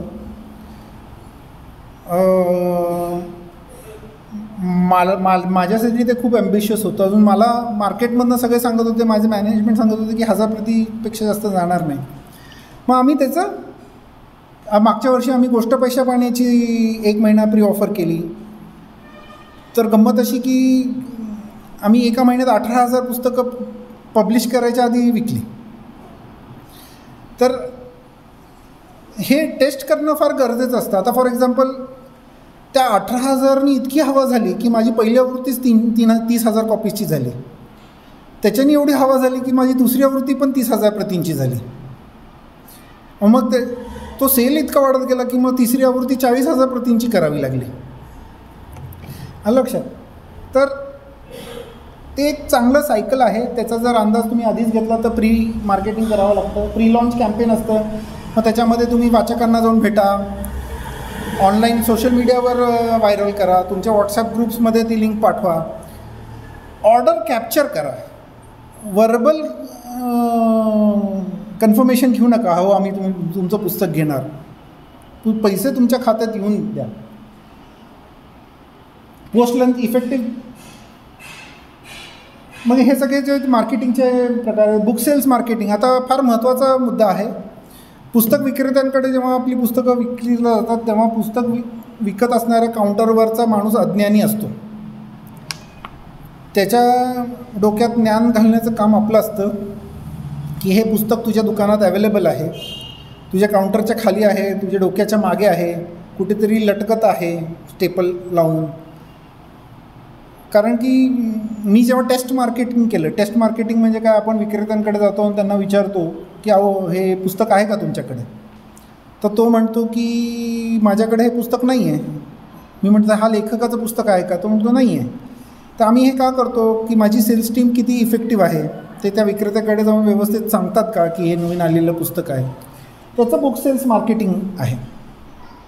त्याच्यासाठी आपण एक पत्रक तयार करतो. त्याच्यामध्ये थोडक्यात पुस्तकाचं कवर असतं रंगीत, थोडक्यात पुस्तकाची माहिती असते जी ट्रेडसाठी महत्त्वाची असते. जसं ISBN असतं, म्हणजे जर तुम्ही क्रॉसवर्ड किंवा मोठ्या डिस्ट्रीब्युटर्सकडे जात असाल तर त्यांना ISBN महत्त्वाचा असतो, कारण त्यांच्याकडची जी कम्प्युटर सिस्टीम असते ती ISBN बारकोड रीड करणारी असते. मग किंमत किती आहे, पेज नंबर्स किती आहे, आकार कुठला आहे, लेखकाचं नाव ठसठशीत, प्रकाशकाचं नाव व्यवस्थित, लोगो, मग पुस्तकात काय आहे त्याचे ठळक मुद्दे, पुस्तक त्याच्यामध्ये पुस्तक कोणासाठी आहे, मग शेतकऱ्यांसाठी आहे, शिक्षकांसाठी आहे, विद्यार्थ्यांसाठी आहे, गृहिणींसाठी आहे, कोणासाठी आहे पुस्तक, कवितेचं पुस्तक आहे का, ललित पुस्तक आहे का, कोणाची बायोग्राफी आहे, कोणाची ऑटोबायोग्राफी आहे, मग त्या माणसाची क्रेडिबिलिटी काय, लेखकाची क्रेडिबिलिटी काय, लेखक नोंद आहे का, या सगळ्या माहिती इन्फ्लुएन्स करायला महत्त्वाचे ठरतात. लायब्ररी सेल्समध्ये महत्त्वाचे ठरतात. आता टार्गेट मार्केटिंग हा एक महत्त्वाचा विषय आहे. आपण असं म्हणतो की आपलं पुस्तक आलं दैनिकामध्ये, आपण जाहिरात देऊ. आता दैनिकाचा जर वाचक वर्ग 10 लाख लोक असतील तर ते तुम्हाला तुमच्या जाहिरातीचं 3.5 ते 4 लाख रुपये छोट्या जाहिरातीचे घेतील. पण आता जर आपण वाचन संस्कृती बघितली तर त्या 10 लाखमध्ये फक्त 30,000 पुस्तक वाचक असतात. बाकीचे आता त्या 30,000मध्ये पण रेग्युलरली पुस्तक घेणारे फक्त 10,000 असतात. 20,000 कोणीतरी पुश केलं की नाही हे पुस्तक वाच, हे चांगलं आहे, त्या माणसाच्या वाचकाची तेव्हाची गरज असे म्हणून ते पुस्तक वाचलं जातं. नाहीतर मग 10 लाखामध्ये फक्त 10,000 पुस्तकं विकत घेणारी असतात. मग त्यासाठी तुम्ही एवढं मोठं बजेट त्याच्यावर स्पेंड करणं हे किती योग्य आहे. मग टार्गेट मार्केटिंग म्हणजे काय की आता इथे अभ्यासिका आहे स्पर्धेपरीक्षेची, मला स्पर्धेपरीक्षेची पुस्तकं करायची तर मला इथे येऊन प्रमोशन करणं जास्त सोयीस्कर ठरेल. इथे तो कॅप्टिव्ह ऑडियन्स मिळतो, त्यांना मी सांगितलं तर त्यातली कन्व्हर्जन रेट जास्त आहे, त्यातले कष्ट कमी आहेत. तुम्ही कन्नड, औरंगाबाद आजूबाजूच्या तालुक्यांमध्ये जाऊन तशा पद्धतीचं प्रमोशन करू शकता. कवितेचं पुस्तक असेल तर तुम्ही होर्डिंग लावू नका, तर काहीच उपयोग होणार नाही. कवितेचं पुस्तक असेल तर कुठे कवी संमेलन चालू आहेत, कुठे कवी लोक जमली आहेत, कारण कवितेचं पुस्तक बऱ्यापैकी घेणारा वर्ग हा कविता वाचणाराच असतो किंवा कविता करणाराच असतो, कारण त्याला इतरांच्या कवितेतनं पण प्रेरणा मिळत असते, त्यामुळे तो कविता किंवा ती कविता वाचत असते. तर अशा पद्धतीचं हे टार्गेट मार्केटिंग असतं. टार्गेट मार्केटिंग म्हणजे काय की तुम्ही तुमचा टार्गेट व्यवस्थित डिफाईन करा आणि तो कुठे सापडेल आणि सहज सापडेल ते करा. म्हणजे आपण मग काही ट्रेड रिलेटेड तुम्ही पुस्तक केलेलं आहे, म्हणजे आता कन्स्ट्रक्शनमधलं पुस्तक आहे तर कन्स्ट्रक्शनचे मासिकं येतात, जे बिल्डरसाठी तुम्ही पुस्तक केलेलं आहे तर बिल्डरकडे ते कन्स्ट्रक्शनचे मासिकं जातात, तर त्या मासिकामध्ये जाहिरात करा, म्हणजे ते त्या ठराविक वर्गापर्यंत जाईल. आता फॉर एक्झाम्पल शेतीची पुस्तकं आम्ही करतो, तर प्रत्येक कृषीच्या एक्झिबिशनमध्ये आम्ही डायरेक्टली किंवा आमच्या विक्रेत्यांतून स्टॉल असणं गरजेचं असतं, कारण शेतकरी येतो तिकडे. जेव्हा पॅन्डेमिकच्या आधी, डिमॉनिटायझेशनच्या आधी, जेव्हा एस टी स्टॉप्सवर बुकशॉप्स होते चांगले, त्यावेळीच आम्ही शेतीची पुस्तकं तिकडून प्रमोट करायचो. का? कारण की प्रत्येक शेतकरी हा एस टीनी प्रवास करतो आणि तो एस टी स्टँडवर येतो, पुस्तकं येतो, ते उपलब्ध करून द्यायचं एक स्थान होतं. त्याचा अर्थ टार्गेट मार्केटिंगचा. मग मार्केटिंगचे काय काय टप्पे आहेत, तर ईमेल आणि व्हॉट्सॲप ब्रॉडकास्ट आहे, तुमच्याकडे ईमेल ॲड्रेस असतात, तुमच्याकडे व्हॉट्सॲप नंबर आहेत. आता कुठल्याही सामान्य माणसाच्याकडे 3-1 हजार व्हॉट्सॲप नंबर असतात, तुम्ही त्यांच्यापर्यंत पोचू शकता. इन्फ्लुएन्सर्स आणि रिव्ह्यूज. इन्फ्लुएन्सर मार्केटिंग म्हणजे काय, आता सोशल मीडियावर त्यांचा एक नेटवर्क असलेली 10,000, 20,000, 3 लाख, 30 लाख असणाऱ्या एक कंटेंट जनरेटर आहे किंवा इन्स्टावर आहे, फेसबुकवर आहे, यूट्यूबवर आहे, त्यांचा तुमचा परिचय होऊन त्यांनी तुमचं पुस्तक तिकडे प्रमोट करू शकतो का, पैसे घेऊन किंवा थँक्यूमध्ये. पूर्वी आपण इन्फ्लुएन्सर मार्केटिंग म्हणजे काय करायचो, संपादकांना पुस्तक पाठवायचो, अजून त्यांना म्हणायचो की मासिकामध्ये किंवा दैनिकामध्ये तुम्ही याचं परीक्षण लावून आणा. ते पण एक इन्फ्लुएन्सर मार्केटिंगचा प्रकार. मी आत्ता इव्हेंट्स अँड एक्झिबिशन्स म्हटलं. मी ॲमेझॉन या विषयाकडे येतो. Amazon and online book stores आहे. वेबसाईट, तुमची स्वतःची एक वेबसाईट तयार, सरांनी स्वतःची वेबसाईट तयार केली म्हणजे काय होतं की पुस्तकाची डिस्कवरेबिलिटी वाढते. आज समाज माध्यमावर म्हणजे सोशल म्हणजे ऑनलाईन सगळं उपलब्ध असल्यामुळे सगळं आपल्याला गुगलने शिकवलं आहे की सगळं सर्च करता येतं. जर तुमचं पुस्तक सर्च करून वर येत नसेल किंवा दिसत नसेल तर काहीच अर्थ नाही. जर तुमचं पुस्तक सर्च करून दिसलं नाही तर याचा अर्थ तुमचं पुस्तक उपलब्ध नाही असं होतं. तर ॲमेझॉनवर किंवा ऑनलाईन तुम्ही त्याचा उपयोग करून घेतला पाहिजे. अजून कसा उपयोग करून घेतला पाहिजे, कुठल्या तरी तज्ज्ञाचं मार्गदर्शन घ्यायला पाहिजे ज्याला सर्च इंजिन ऑप्टिमायझेशनचं ज्ञान आहे. मग तो तशा पद्धतीने तुम्हाला आर्टिकल्स करून देईल. म्हणजे आता फॉर एक्झाम्पल सोपीची गोष्ट आहे की बरं, आता आपण फोनेटिक कीबोर्ड वापरतो, मराठीमध्ये गुगल सर्च करतो, पण काही लोक म्हणतात की आपण गुगल सर्च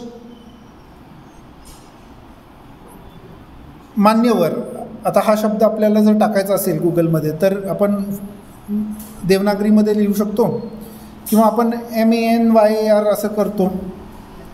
हां, अजून हे केल्यावर जर तुमचं पुस्तक वर नाही आलं, जरी त्यांनी तुमचं टायटल इंग्लिश लेटर वापरून टाईप केलं, अजून ते पुस्तक वर नाही आलं, त्याचं कारण असं आहे की तुमचं पुस्तकाचं लिस्टिंग फक्त देवनागरीमध्ये झालेलं आहे.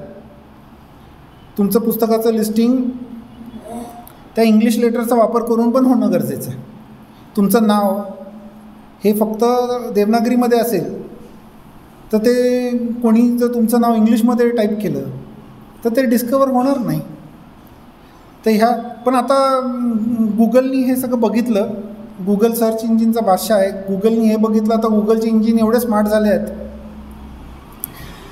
की तो तुमच्या सर्च हिस्ट्रीवरनं किंवा तुमच्या ब्राउझिंग प्रेफरन्सनी तुमची लँग्वेज, तुमच्या IP ॲड्रेसची लँग्वेज ओळखलेली असते त्यांनी. तुम्ही जरी इंग्लिशमध्ये टाईप केलं तरी तो देवनागरीमध्ये पर इंटरनेट सर्च करतो.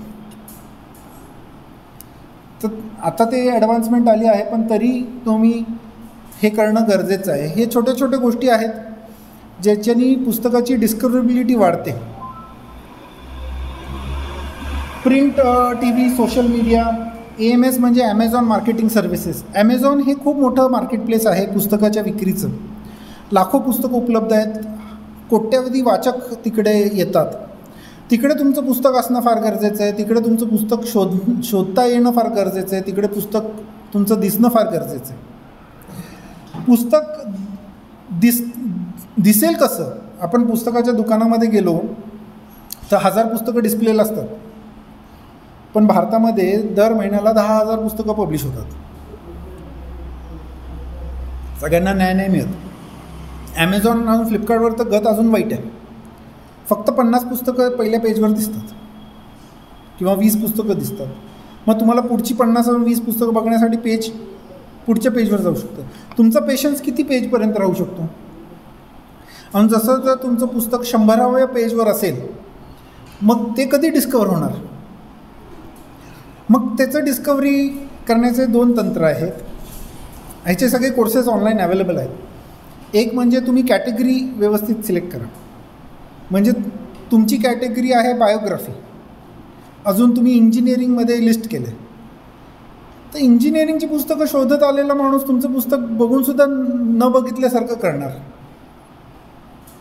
तुमचं पुस्तक मराठीमध्ये आहे आणि तुम्ही त्याच्यामध्ये लिस्टिंग इंग्लिशमध्ये, पण आता ॲमेझॉन पण हुशार झाले, ते लिस्टिंग करतानाच जर तुमच्या पुस्तकाचं कवर मराठीमध्ये आहे दिसलं की तिकडेच ते ब्लॉक करतं तुम्हाला. पण ह्या सगळ्या गोष्टी आहेत डिस्कव्हरेबिलिटीच्या. तर ॲमेझॉन मार्केटिंग सर्व्हिसेस म्हणजे काय की कीवर्ड्स असतात की तुमचं आता सरांचं पुस्तक आहे ऐराणी शब्दकोश, तर ह्या भाषेवर जर कोणी अभ्यास करत असेल आणि त्यांनी गुगलवर किंवा ॲमेझॉनवर ऐरोली भाषा टाईप केली तर सरांचं पुस्तक आलं पाहिजे वरती. That is discoverability. कारण की ते त्यांचं त्या विषयाचं पुस्तक आहे, ते वर आलं पाहिजे. ठीक आहे, त्यांच्या अगोदर 10 पुस्तकं आली किंवा त्यांच्या अगोदर 50 पुस्तकं आली आणि त्यांचं पुस्तक 51व्या नंबरवर असेल तर मग ॲमेझॉन काय करतं की ते म्हणतं की ठीक आहे, तुम्ही ह्या कीवर्डवर, ह्या ऐरोली भाषेच्या कीवर्डवर तुम्ही बीड करा, पैसे लावा. मग 25 रुपये 50 रुपये पर क्लिकवर बीड होते. मग काय होतं की सरांचं पुस्तक त्या सर्चवर नंबर 1ला येईल. कारण तुम्ही ॲमेझॉनला प्रत्येक क्लिकला 50 रुपये देताय, 25 रुपये देताय, तर ते ॲमेझॉन तुम्हाला नंबर 1वर घेऊन येतं. तर ह्या अशा पद्धतीचं आजकाल मार्केटिंग होतं. आणि ऑफकोर्स सोशल मीडिया मार्केटिंग आहे. तुम्ही तुमचा एक मित्र परिवार आहे फेसबुकवर, त्यांना सांगा की तुम्ही हे शेअर करा इतर लोकांबरोबर, फक्त तुमच्यापुरतं ठेवू नका. त्यांना आवर्जून ते इतर पुढे शेअर करण्यासाठी प्रवृत्त करा. तर अशा पद्धतीने हे मार्केटिंग होतं. आता प्रत्येक पुस्तक प्रत्येक प्रकाशक पब्लिश नाही करू शकत, त्याच्या मर्यादा असतात. कारण त्याचे पैसे गुंतलेले असतात, त्याचा परतावा येणं हे महत्त्वाचं असतं. किंवा कुठलीही इन्स्टिट्यूशन असेल जी एक विशिष्ट पद्धतीचं लिटरेचर प्रमोट करत असेल, अजून त्यांच्याकडे त्याचे ग्रांट्स असतील, पण मग ते त्यांची कमिटी इव्हॅल्युएट करते की किती रिसर्च आहे कंटेंट, त्याचं वजन किती आहे. मग प्रत्येक वेळी आता त्याच विषयाची जर त्यांच्याकडे 3 पुस्तकं आली तर त्या 3 पुस्तकामधलं एक पुस्तकच्या पब्लिशिंगसाठी ते ग्रांट देतील, पण प्रत्येक पुस्तक पब्लिश होऊ नाही शकत. पण मी काय बघितलं आहे की खूप लेखकांना आपली पुस्तकं पब्लिश करावीशी वाटतात. खूप लोक त्याच्यामध्ये उडी घालतात. अज्ञानामुळे म्हणा किंवा व्यवस्थित मार्गदर्शन न मिळाल्यामुळे, चौकशी न केल्यामुळे फसतात.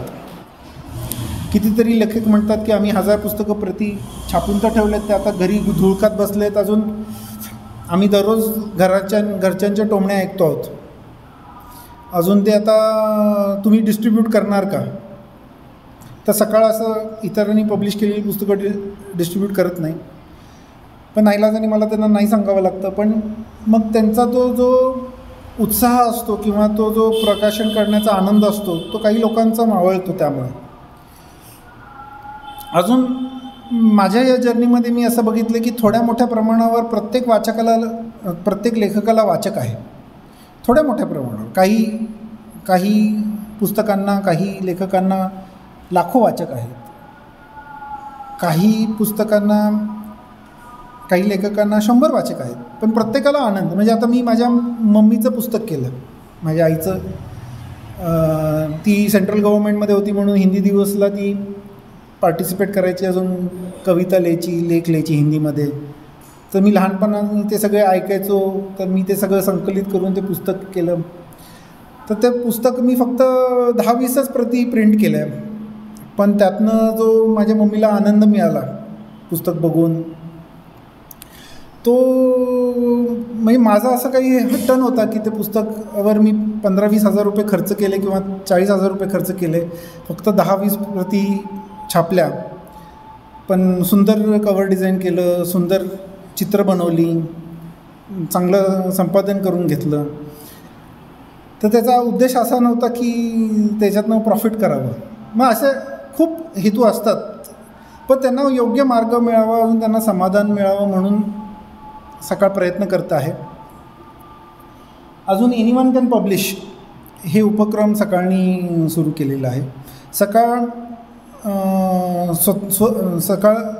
पुस्तकं कमिशन पण करतं. कमिशन करतं म्हणजे लेखकांना गाठून विषय देऊन पुस्तकं लिहून घेणं, मग त्यासाठी लेखकाला मानधन देणं, किंवा लेखकाकडे जर चांगलं कंटेंट असेल तर सकाळ सगळी जबाबदारी घेऊन पुस्तकं प्रकाशित पण करतात. पण जसं म्हटलं की प्रत्येक पुस्तकामध्ये मर्यादा येते, प्रत्येक पुस्तक आम्हाला पब्लिश करता येत नाही. तर आम्ही ही सोय करून दिलेली आहे लेखकांना की सकाळचं जे काही मॉडर्न पब्लिशिंग सेटअप आहे, जो काही इंटेलिजन्स आहे आमचा पब्लिशिंगमधला, तो लेखकांपर्यंत जावा, अजून लेखकांमधलं अजून वाचकांमधलं गॅप कमी व्हावा. तर ह्याचा अर्थ काय, पुस्तक प्रकाशन विश्वाची दारे कुठल्याही मर्यादा न ठेवता लेखकांना खुली करून देण्यात आली आहेत. मग छापील पुस्तक असो किंवा ई-बुक असो, दोन्ही प्रकारची पुस्तकं आहेत. मग ॲमेझॉन, फ्लिपकार्ट आणि आंतरराष्ट्रीय लेवलवर पुस्तकांची विक्री. आम्ही जवळजवळ 120 देशांपर्यंत पुस्तकं विक्री करू शकतो. पण हे कसं आहे, हे मॉडेल आधी डिमांड जनरेट व्हावा लागतो, मग विक्री होते.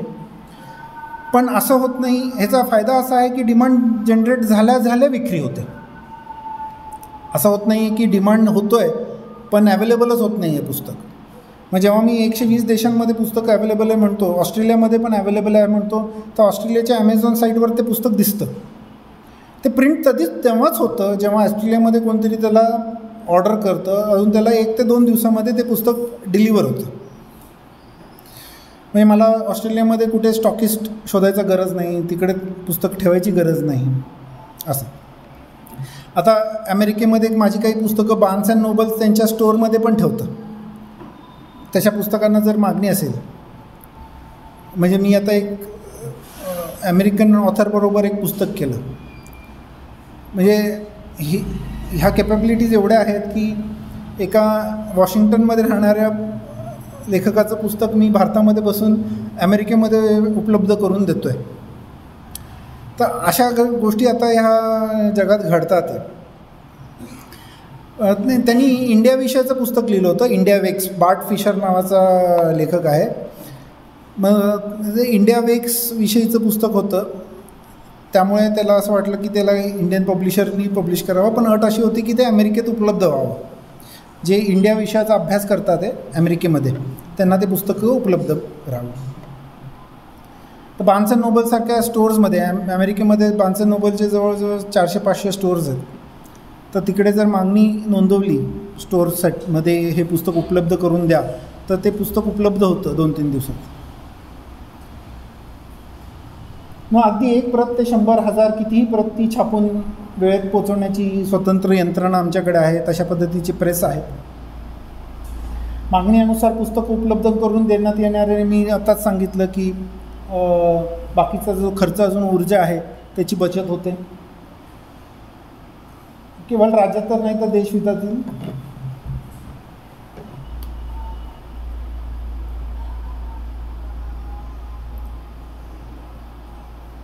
आता ह्याच्यामध्ये बरेच लेखक म्हणतात की मुखपृष्ठ आम्ही डिझाईन केलेलं आहे, माझ्या बहिणीने डिझाईन केलं आहे, किंवा माझ्या भाच्याने डिझाईन केलं आहे, किंवा मित्रांनी डिझाईन केलेलं आहे, हे चांगलं आहे मुखपृष्ठ, आम्ही त्याला मान्यता देतो. मग मुखपृष्ठाचा खर्च लेखकाचा वाचतो. मग अशा पद्धतीने काही ठिकाणी काही पुस्तकं, काही लोकांना आपल्या वडिलांवर पुस्तक करून हवं असतं, पण लेखन शैली नसते किंवा लेखनाची बैठक नसते. मग अशावेळी रिसर्च करून, कंटेंट डेव्हलपमेंट करून, पुस्तकाचं लेखन करून देण्याची पण आमच्याकडे टीम आहे. तशा सोयी पण आम्ही देतो. मग ह्या सगळ्या गोष्टी, लेखन सहाय्य, कंटेंट डेव्हलपमेंट, मुद्रित शोधन, संपादन, पुस्तक मांडणी, चित्रे, आकृत्या, वेगवेगळे इलिस्ट्रेशन्स लागतात. काही लोकांना आर्ट लाईन लागते, pencil sketch, colour illustrations, digital art, अशा वेगवेगळ्या पद्धतीने पुस्तकाचं मध्ये ग्राफिक्स घालता येतात. फोटो रिसर्च, आता आम्ही एक चाऱ्याविषयीचं पुस्तक करतो आहोत. तर शेतीची पुस्तकं करतो. तर चारा हा फार मोठा प्रश्न आहे शेतकऱ्यांसाठी, आणि त्याची माहिती होणं फार गरजेचं आहे. त्याचं पोषक मूल्य माहीत असणं गरजेचं आहे. आता चाऱ्याची रंगीत फोटो द्यायला पाहिजेत, कारण हिरवा चारा सगळ्यांना तो ब्लॅक अँड व्हाईट छापला तर कळणार नाही. तर त्यासाठी मग लेखक जे फोटो सर्च करून देतात ते कुठून तरी मॅगझिनमधनं किंवा कुठल्या तरी रिसर्चमधनं, पेपरमधनं ते फोटो काढलेले असतात, ते प्रोड्यूस नाही करत आहेत. तर आमच्याकडे स्वतंत्र टीम असते की जे फोटो रिसर्च करतं. तशा पद्धतीचे फोटो ऑथेंटिक, त्याच सायंटिफिक नेमची फाइंड आउट करून, तर ते सगळ्या गोष्टी करू शकतो आपण. मुखपृष्ठ आणि मलपृष्ठ, मग बॅक कव्हरवर चांगलं मार्केटिंगचं कंटेंट, त्या पुस्तकाला चांगले टेस्टिमोनियल्स मिळवून देणं. मग अजून मार्केटिंगचं कंटेंट डेव्हलपमेंट, मार्केटिंगचा एक्सपिरियन्स आता असल्यामुळे की योग्य कम्युनिकेशन काय असायला पाहिजे, कोणापर्यंत कसं पोचायला पाहिजे, त्याचं कॉपी कशी तयार करायची, ह्या सगळ्या गोष्टींचं आपण तंत्र वापरून मार्केटिंग करतो. मी तुम्हाला ॲमेझॉनवरची, अजून इंटरनेटवरची डिस्कव्हरेबिलिटीवर आपण काम करतो, त्या पद्धतीने डिस्क्रिप्शन्स लिहून.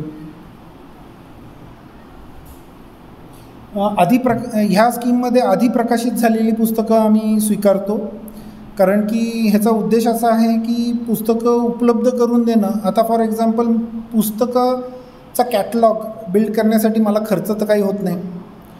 तो कॅटलॉग माझ्या सर्व्हरवर असतो. जेव्हा केव्हा मागणी निर्माण होईल त्यावेळेस प्रिंट ऑटोमॅटिक कनेक्टेड असतात, त्यावेळेस ती फाईल पुल होते, ती पुस्तक प्रिंट होतं, ती फाईल त्या प्रिंटच्या मशीन, म्हणजे जसं आपण प्रिंटरवर प्रिंट सोडतो तर तेवढ्यापुरतेच ती फाईल प्रिंटरवर जाते, त्याला स्पूलिंग म्हणतात. मग नंतर तुम्हाला ती फाईल परत प्रिंटरवर दिसत नाही. तर ते सर्व्हरवर मेंटेन्ड असतो कॅटलॉग. आमचा एक सर्व्हर स्पेस डिफाईंड आहे, त्याच्यावर पुस्तकं ॲड करत जाणं आणि माझा काही खर्च वाढत नाही. आज पुस्तकाला, एकही पुस्तकाला मागणी नाही आली, नो प्रॉब्लेम.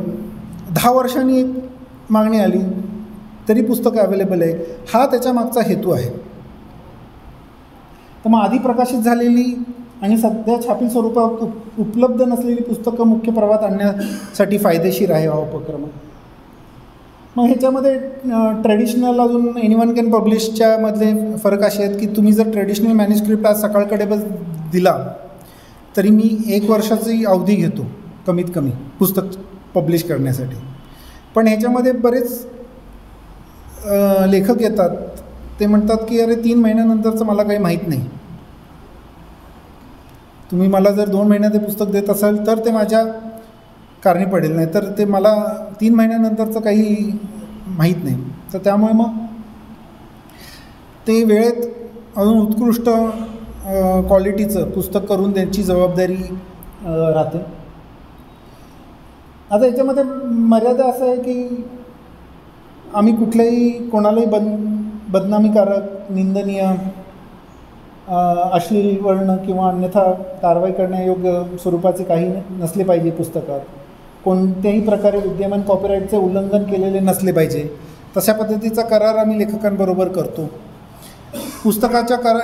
पुस्तकांच्या कॉपीराईटसाठी, कॉपीराईट रजिस्ट्रेशनसाठी लेखकांना मदतही करतो. आता हा जो आहे तो एकदम लेखकांच्या फायद्याचा व्यवहार आहे. ह्याच्यामध्ये काय होतं की लेखकाला पुस्तकं, आता मी जसं म्हटलं, पुस्तक पब्लिश करायचं म्हणजे पुस्तक छापायची गरज नाही आहे ह्या स्कीममध्ये. म्हणजे बऱ्याच लेखक मला अजूनही विचारतात की तुम्ही पुस्तक पब्लिश करता म्हणजे म्हणजे न छापता पुस्तक पब्लिश होतं, हे याच्यावर विश्वास ठेवणं फार अवघड जातं. पण मी न छापता 18,000 गोष्ट पैशा पाण्याची विकली, नंतर छापली. पण त्याचा अर्थ असा की पुस्तक प्रकाशित करण्यासाठी किंवा पब्लिश करण्यासाठी आता छापण्याची गरज पडत नाही. तसंच लेखकाला जर 10 प्रती, 20 प्रती, 100 प्रती हवे असतील तर ते कधी जेव्हा लेखकाला पाहिजे तेव्हा मिळतात. कराराच्या वेळीच लेखाला काय किमतीमध्ये ते 100 प्रती, 10 प्रती विकत मिळतील हे करारामध्येच नमूद केलेलं असतं. काय MRPला पुस्तकं निर्मिती विकली जातील ते नमूद केलेलं असतं. त्याची रॉयल्टी लेखकाला किती मिळेल, किती पिरियडवर मिळेल ते नमूद केलेलं असतं. ह्याच्यामुळे काय होतं की ट्रान्सपरन्सी राहते. आम्ही आन्सरेबल असतो. लेखक आम्हाला विचारू शकतो की 3 महिने झाले, तुम्ही 3 महिन्यानंतर रॉयल्टी देणार होतं, काय झालं. आम्हाला त्यांना टांगतं ठेवता येत नाही. एक पुस्तक आहे 100 रुपयाचं आहे, त्या करारामध्ये तुम्ही लिहिलं आहे की 40 रुपये, मला जर 50 पुस्तकं हवी असेल तर तुम्ही मला 40 रुपये पर पुस्तक असं रेट दिलेला आहे, तो मला ऑनर करावा लागतो. आता रेटमध्ये फ्लक्च्युएशन्स होत असतात कारण पेपर वाढतो, प्रिंटिंग रेट वाढतात. तर त्याच्यामध्ये फक्त क्लॉज असतो की 3 महिन्यानंतर किंवा 6 महिन्यानंतर जर रेट चेंज झाले तर आम्ही तुम्हाला कळवू. पण तो काय असं फार नसतं की 40 रुपयाचं पुस्तक आता डायरेक्टली 60 रुपये 70 रुपयाला तुम्हाला मिळेल. मग ह्याच्यामध्ये लेखक कसा अप्रोच करू शकतो, तर तो आम्हाला मॅन्युस्क्रिप्ट देतो. त्या मॅन्युस्क्रिप्टचा आम्ही अभ्यास करतो. किती पानांचं पुस्तक होईल, हे पब्लिश करणं योग्य आहे का नाही. अजून त्यांना तो आम्ही योग्य तो प्रस्ताव देतो. त्या प्रस्तावामध्ये काय काय अटी आहेत ते सांगतो, आम्ही काय करणार आहोत ते सांगतो. अजून त्याचा करार होतो. करार झाल्या पुस्तकावर काम करायला सुरुवात होते. मग हे सगळे महत्त्वाचे टप्पे आहेत पब्लिशिंगमधले जे करारामध्ये असतात. हे ब्रोशर आहेत, त्याच्यामध्ये हे सगळे मुद्दे लिहिलेले आहेत. तर त्याच्यामध्ये हे जे आहेत 4, जास्वंद, गुलाब, निशिगंध, कमळ, हे 4 स्कीम्स आहेत.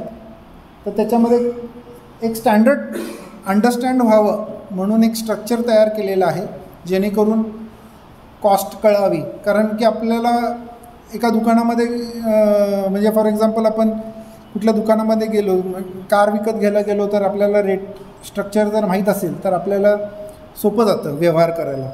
तर त्यासाठी हा स्ट्रक्चर तयार केलेला आहे. तर जास्वंदामध्ये 20,000 शब्दांची मर्यादा आहे. 80 पानांपर्यंतचा हा पॅकेज आहे.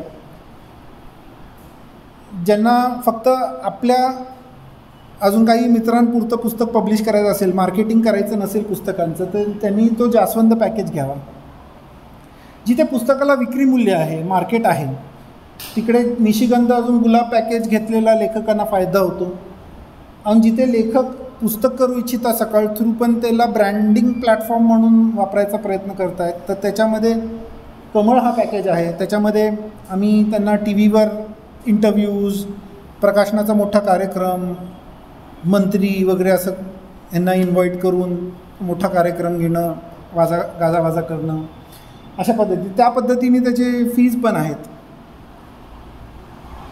अजून प्रत्येक पॅकेजमध्ये काय काय संपादन होणार, प्रूफ रिडिंग होणार.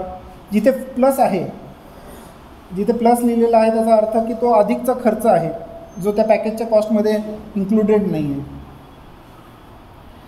मग किती प्रती आम्ही छापणार कमीत कमी, ह्याचा अर्थ असा नाही की एवढ्याच प्रती छापणार. जर त्याची मागणी वाढत गेली तर त्याच्या प्रती अधिक छापून मार्केटमध्ये देणार. जास्वंदमध्ये जर तुम्ही बघितलं तर इथे फुल्ली आहे, तर आम्ही काही प्रती छापत नाही जास्वंदीमध्ये, फक्त पुस्तकं उपलब्ध करून देतो. अजून जर लेखकांनी पुस्तकं मागितली, जी काही क्वांटिटी असेल ती प्रोव्हाइड करून देतो. पण पुस्तकाची मागणी जर इतर लोकांकडनं असेल तर त्याची पूर्तता आम्ही ॲमेझॉन, फ्लिपकार्टवरनं करतो जास्वंदमध्ये. अजून इतर सगळ्या पॅकेजेसमध्ये ॲमेझॉन किंवा सदाफुलीमध्ये पण ॲमेझॉन, फ्लिपकार्टवर बाय डिफॉल्ट सगळी आमची पुस्तकं ॲमेझॉन, फ्लिपकार्टवर उपलब्ध असतात. फक्त जास्वंदमध्ये आणि सदाफुलीमध्ये पुस्तकं मार्केटमध्ये उपलब्ध नाही होत. मग इथे सगळे भारतातल्या दुकानांमधनं उपलब्ध होणं, मग विक्री सूचित समावेश, आमचा जो कॅटलॉग असतो त्याच्यामध्ये समावेश, हे अशा पद्धतीने सगळं आहे. तर रॉयल्टी जी ही 20% आहे ती आम्ही त्रैमासिक देतो. आणि 20% ही जवळजवळ आमच्या प्रॉफिटच्या 100% रॉयल्टी आम्ही लेखकांबरोबर शेअर करतो या स्कीममध्ये, कारण लेखकांनी सगळा खर्च आधीच दिलेला असतो प्रकाशनाचा. त्यामुळे आमच्याकडनं जी काही विक्री होईल ती ह्याच्यातनं हे होते. अजून ईबुकवर 50% देतो. आता हे मार्केटिंगचा भाग आहे. जसं मी म्हटलं, जास्वंदामध्ये आम्ही डिस्ट्रीब्यूट करत नाही, तसं मार्केटिंग करत नाही. गुलाबमध्ये थोड्या प्रमाणात मार्केटिंग डिस्ट्रीब्युशन होतं. निशिगंधामध्ये जरा अधिक प्रमाणात मार्केटिंग अजून डिस्ट्रीब्युशन होतं. या सगळ्या गुलाबच्या पुस्तकांचं सप्तरंगमध्ये आमचं जसं संडीची पुरवणी असते, जी महाराष्ट्रात सगळीकडे जाते, त्याच्यामध्ये रिव्ह्यू छापून आणणं, सोशल मीडियावर आम्ही मार्केटिंग करतो, अशा पद्धतीने हे करतो. अजून त्याचे हे पॅकेजेस आहेत. तर ॲक्च्युली हे सदाफुली आम्ही आधीच पब्लिश झालेली पुस्तकं किंवा पब्लिशिंगला तयार पुस्तकांसाठी केलेलं पॅकेज आहे, जिथे मी तुम्हाला म्हटलं की प्रकाशन डेमोक्रेटाईज करायचं आहे, म्हणजे फुकटात प्रकाशन करण्यासाठी. पण ह्याच्यामध्ये मर्यादा अशी आहे की आम्ही हे खूप जेन्युअनली करायचा प्रयत्न करत होतो, पण आम्हाला जे मॅन्युस्क्रिप्ट आम्ही सगळं सकाळ ब्रँडखाली करतो. तशीच अपेक्षा सगळ्या लेखकांची असते ना, की तुम्ही सकाळ ब्रँडखाली करावं, कारण त्याला गुडविल आहे, त्याला व्हॅल्यू आहे. तर मग आम्हाला जे मॅन्युस्क्रिप्ट येत होते किंवा डिझाईन जे येत होते ते अगदीच आमच्या स्टँडर्डला बसत नव्हते. मग 3,000 रुपयामध्ये आम्हाला खूप जास्त मेहनत घ्यावी लागत होती त्यांच्या आर्टिस्टबरोबर, त्यांच्या लेखकांबरोबर. त्यामुळे सदाफुली पॅकेज फक्त काही ठराविक ह्याच्या म्हणजे ते ॲक्सेप्ट किंवा रिजेक्ट करण्याची आमच्याकडे पॉवर आहे. पण हेतू असा होता की प्रत्येक पुस्तक ॲमेझॉन, फ्लिपकार्टवर लिस्ट करता यावं, अजून त्याचं कॅटलॉगिंग व्हावं. आणि हे जे शुल्क आहेत हे पुस्तक निर्मितीचे आणि मार्केटिंगचे शुल्क आहेत. म्हणजे आता गुलाब पॅकेज घेतलं तर 100 पानांचं पुस्तक, सुंदर क्वालिटीचं, चांगल्या डिझाईनचं, चांगल्या कवरचं निर्मिती करून मिळतं, प्लस त्याची मार्केटिंग होती. आता ह्याचं मार्केटिंग आणि डिस्ट्रीब्युशनचा अजून सगळ्या पुस्तकात निर्मितीचा जर खर्च ॲक्च्युअल काढायला गेलं तर रेड कार्डवर तो जवळजवळ 4-1 लाख रुपयापर्यंत जातो. पण हे सकाळ प्रकाशनची एक म्हणजे सकाळमध्ये जरी आम्ही रिव्ह्यू दिला तरी तो चार्ज केला जात नाही, किंवा आम्ही जाहिरात देतो तर ती त्या पॅकेजमध्ये त्या रेट कार्डवर चार्ज होत नाही. तर त्यामुळे परसिव्ड व्हॅल्यू 4 लाखापर्यंत जाते. हा जो निशिगंध सिरियस पॅकेज आहे तो जवळजवळ 1,50,000चा आहे. ह्याच्यामध्ये 160 पानांपर्यंतचं पुस्तक तयार होतं, मार्केट होतं, डिस्ट्रीब्यूट होतं. ह्याचं मार्केटिंग अधिक होतं. तर तो 1,39,000 रुपये. अजून हे जे मी म्हटलं गुलाब कमळ, हे ब्रँडिंगचं पॅकेज आहे. ह्याच्यामध्ये मूळ हेतू पुस्तक पब्लिश करण्याच्या पेक्षा कोणाचं ब्रँडिंग, एक मोठं व्यासपीठ निर्माण व्हावं ह्याच्यासाठी असतं. त्यांनी काही केलेलं असतं ते कर्तृत्व लोकांपर्यंत पोचवण्याचं काम ह्या पॅकेजमधनं होतं. हे सगळे ह्याच्यामध्ये आम्ही 18% GST पे करतो, त्यामुळे ते फुकतं. आम्ही कॉर्पोरेट कंपनी असल्यामुळे आम्हाला टॅक्स भरावा लागतो.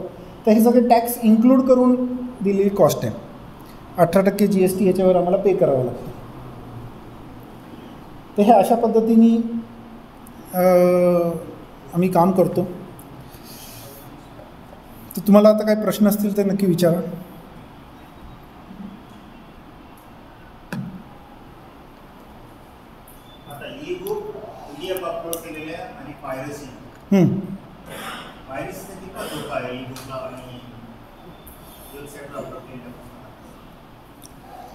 सो पायरेसी ला खूप धोका आहे. होते ना, ज्यांना करायचे ते करू शकतात. आता स्क्रीनशॉट काढले, अजून OCR केलं तर तुम्ही तुमचं पुस्तक तयार करू शकता. पायरेसी का नाही होऊ शकत? तुम्ही पुस्तक घेतलं कुठल्याही बाजारातनं, कशाला इयरबुक मी गाडीतनं ट्रकमधनं उतरायचो, मार्केटमध्ये टाकायच्या आधी ज्ञानप्रबोधिनीच्या झेरॉक्सवाल्याकडे त्याच्या प्रती मिळायला सुरुवात व्हायच्या. तर पायरेसी कुठे नाही होत. गर्भसंस्कारची पायरेसी झाली आहे सर, फ्लिपकार्टवरनं होते, ती दिल्लीमधनं होते. 4 वेळा नोटिसेस पाठवले, माणसं भेटत नाही तिकडे, कोणाला पाठवलं तरी कोण नसतं, ॲड्रेसेस एकदमच भलते असतात. सर मोठे मोठे कांड करतात. म्हणजे हर्षद मेहताचा स्कॅम तुम्ही बघितला असेल तर नसलेल्या कंपनी लिस्ट केलेल्या होत्या, ज्याचे ॲड्रेसेस कंपन्या नव्हत्या अशा कंपन्या लिस्ट केलेल्या होत्या. पायरेसी फार हे आहे, अजून त्याला काहीच नाही करताय सर. नाही सर, क्लिअर असतं. म्हणजे तुम्ही ऑफसेट प्रिंटरकडे पण कंप्लेंट करू शकता की एकदमच डार्क आलं, एकदमच फेंट आलं. ते शेवटीला त्या प्रिंटरनी त्याच्या मशीनचं सेटिंग कसं केलेलं असतं त्याच्यावर असतं. आज प्रिंट ऑन डिमांड एवढं प्रगती झालेली आहे एक पुस्तक पण की ते ओळखू नाही येत. म्हणजे मी गमतीने सांगतो, मी आमच्या editor in chief Shriram Pawar सरांचं पुस्तक केलं अस्वस्थ पर्व मागच्या वर्षी. तर सांगलीमधले आमचे संपादक शेखर जोशी, त्यांना पुस्तक हवं होतं कारण की आम्ही साताऱ्यामध्ये कार्यक्रम ठेवला होता, त्यांना ते पुस्तकाचा रिव्ह्यू लिहायचा होता. तर मला त्यांनी फोन केला, त्यांनी मला विचारलं पुस्तकं, मी म्हटलं अजून प्रिंटर आमच्या नाशिकला पुस्तकं प्रिंट होतात, ऑफसेटला दिलं होतं, प्रिंट अजून आलेलं नाही, पण पुस्तक ॲमेझॉन फ्लिपकार्टवर अवेलेबल आहे, तुम्ही तिकडून ऑर्डर करू शकता. तर माझ्या प्रिंटरकडनं माझ्याकडे 1000 पुस्तकं पोचायच्या आधी माझ्या ऑफसेट प्रिंटिंगच्यापेक्षा भारीतला कागद, अजून प्रिंटिंगची क्वालिटी त्यांच्याकडे पोचलं होतं पुस्तक, एक पुस्तक. तर हे शक्य झाल्यामुळेच आम्हाला लेखकांना प्रवृत्त करायचं, अजून चांगली पुस्तकं निर्माण करून त्यांना आनंदित करायचं आहे, अजून वाचकांनाही चांगली पुस्तकं उपलब्ध करून द्यायची.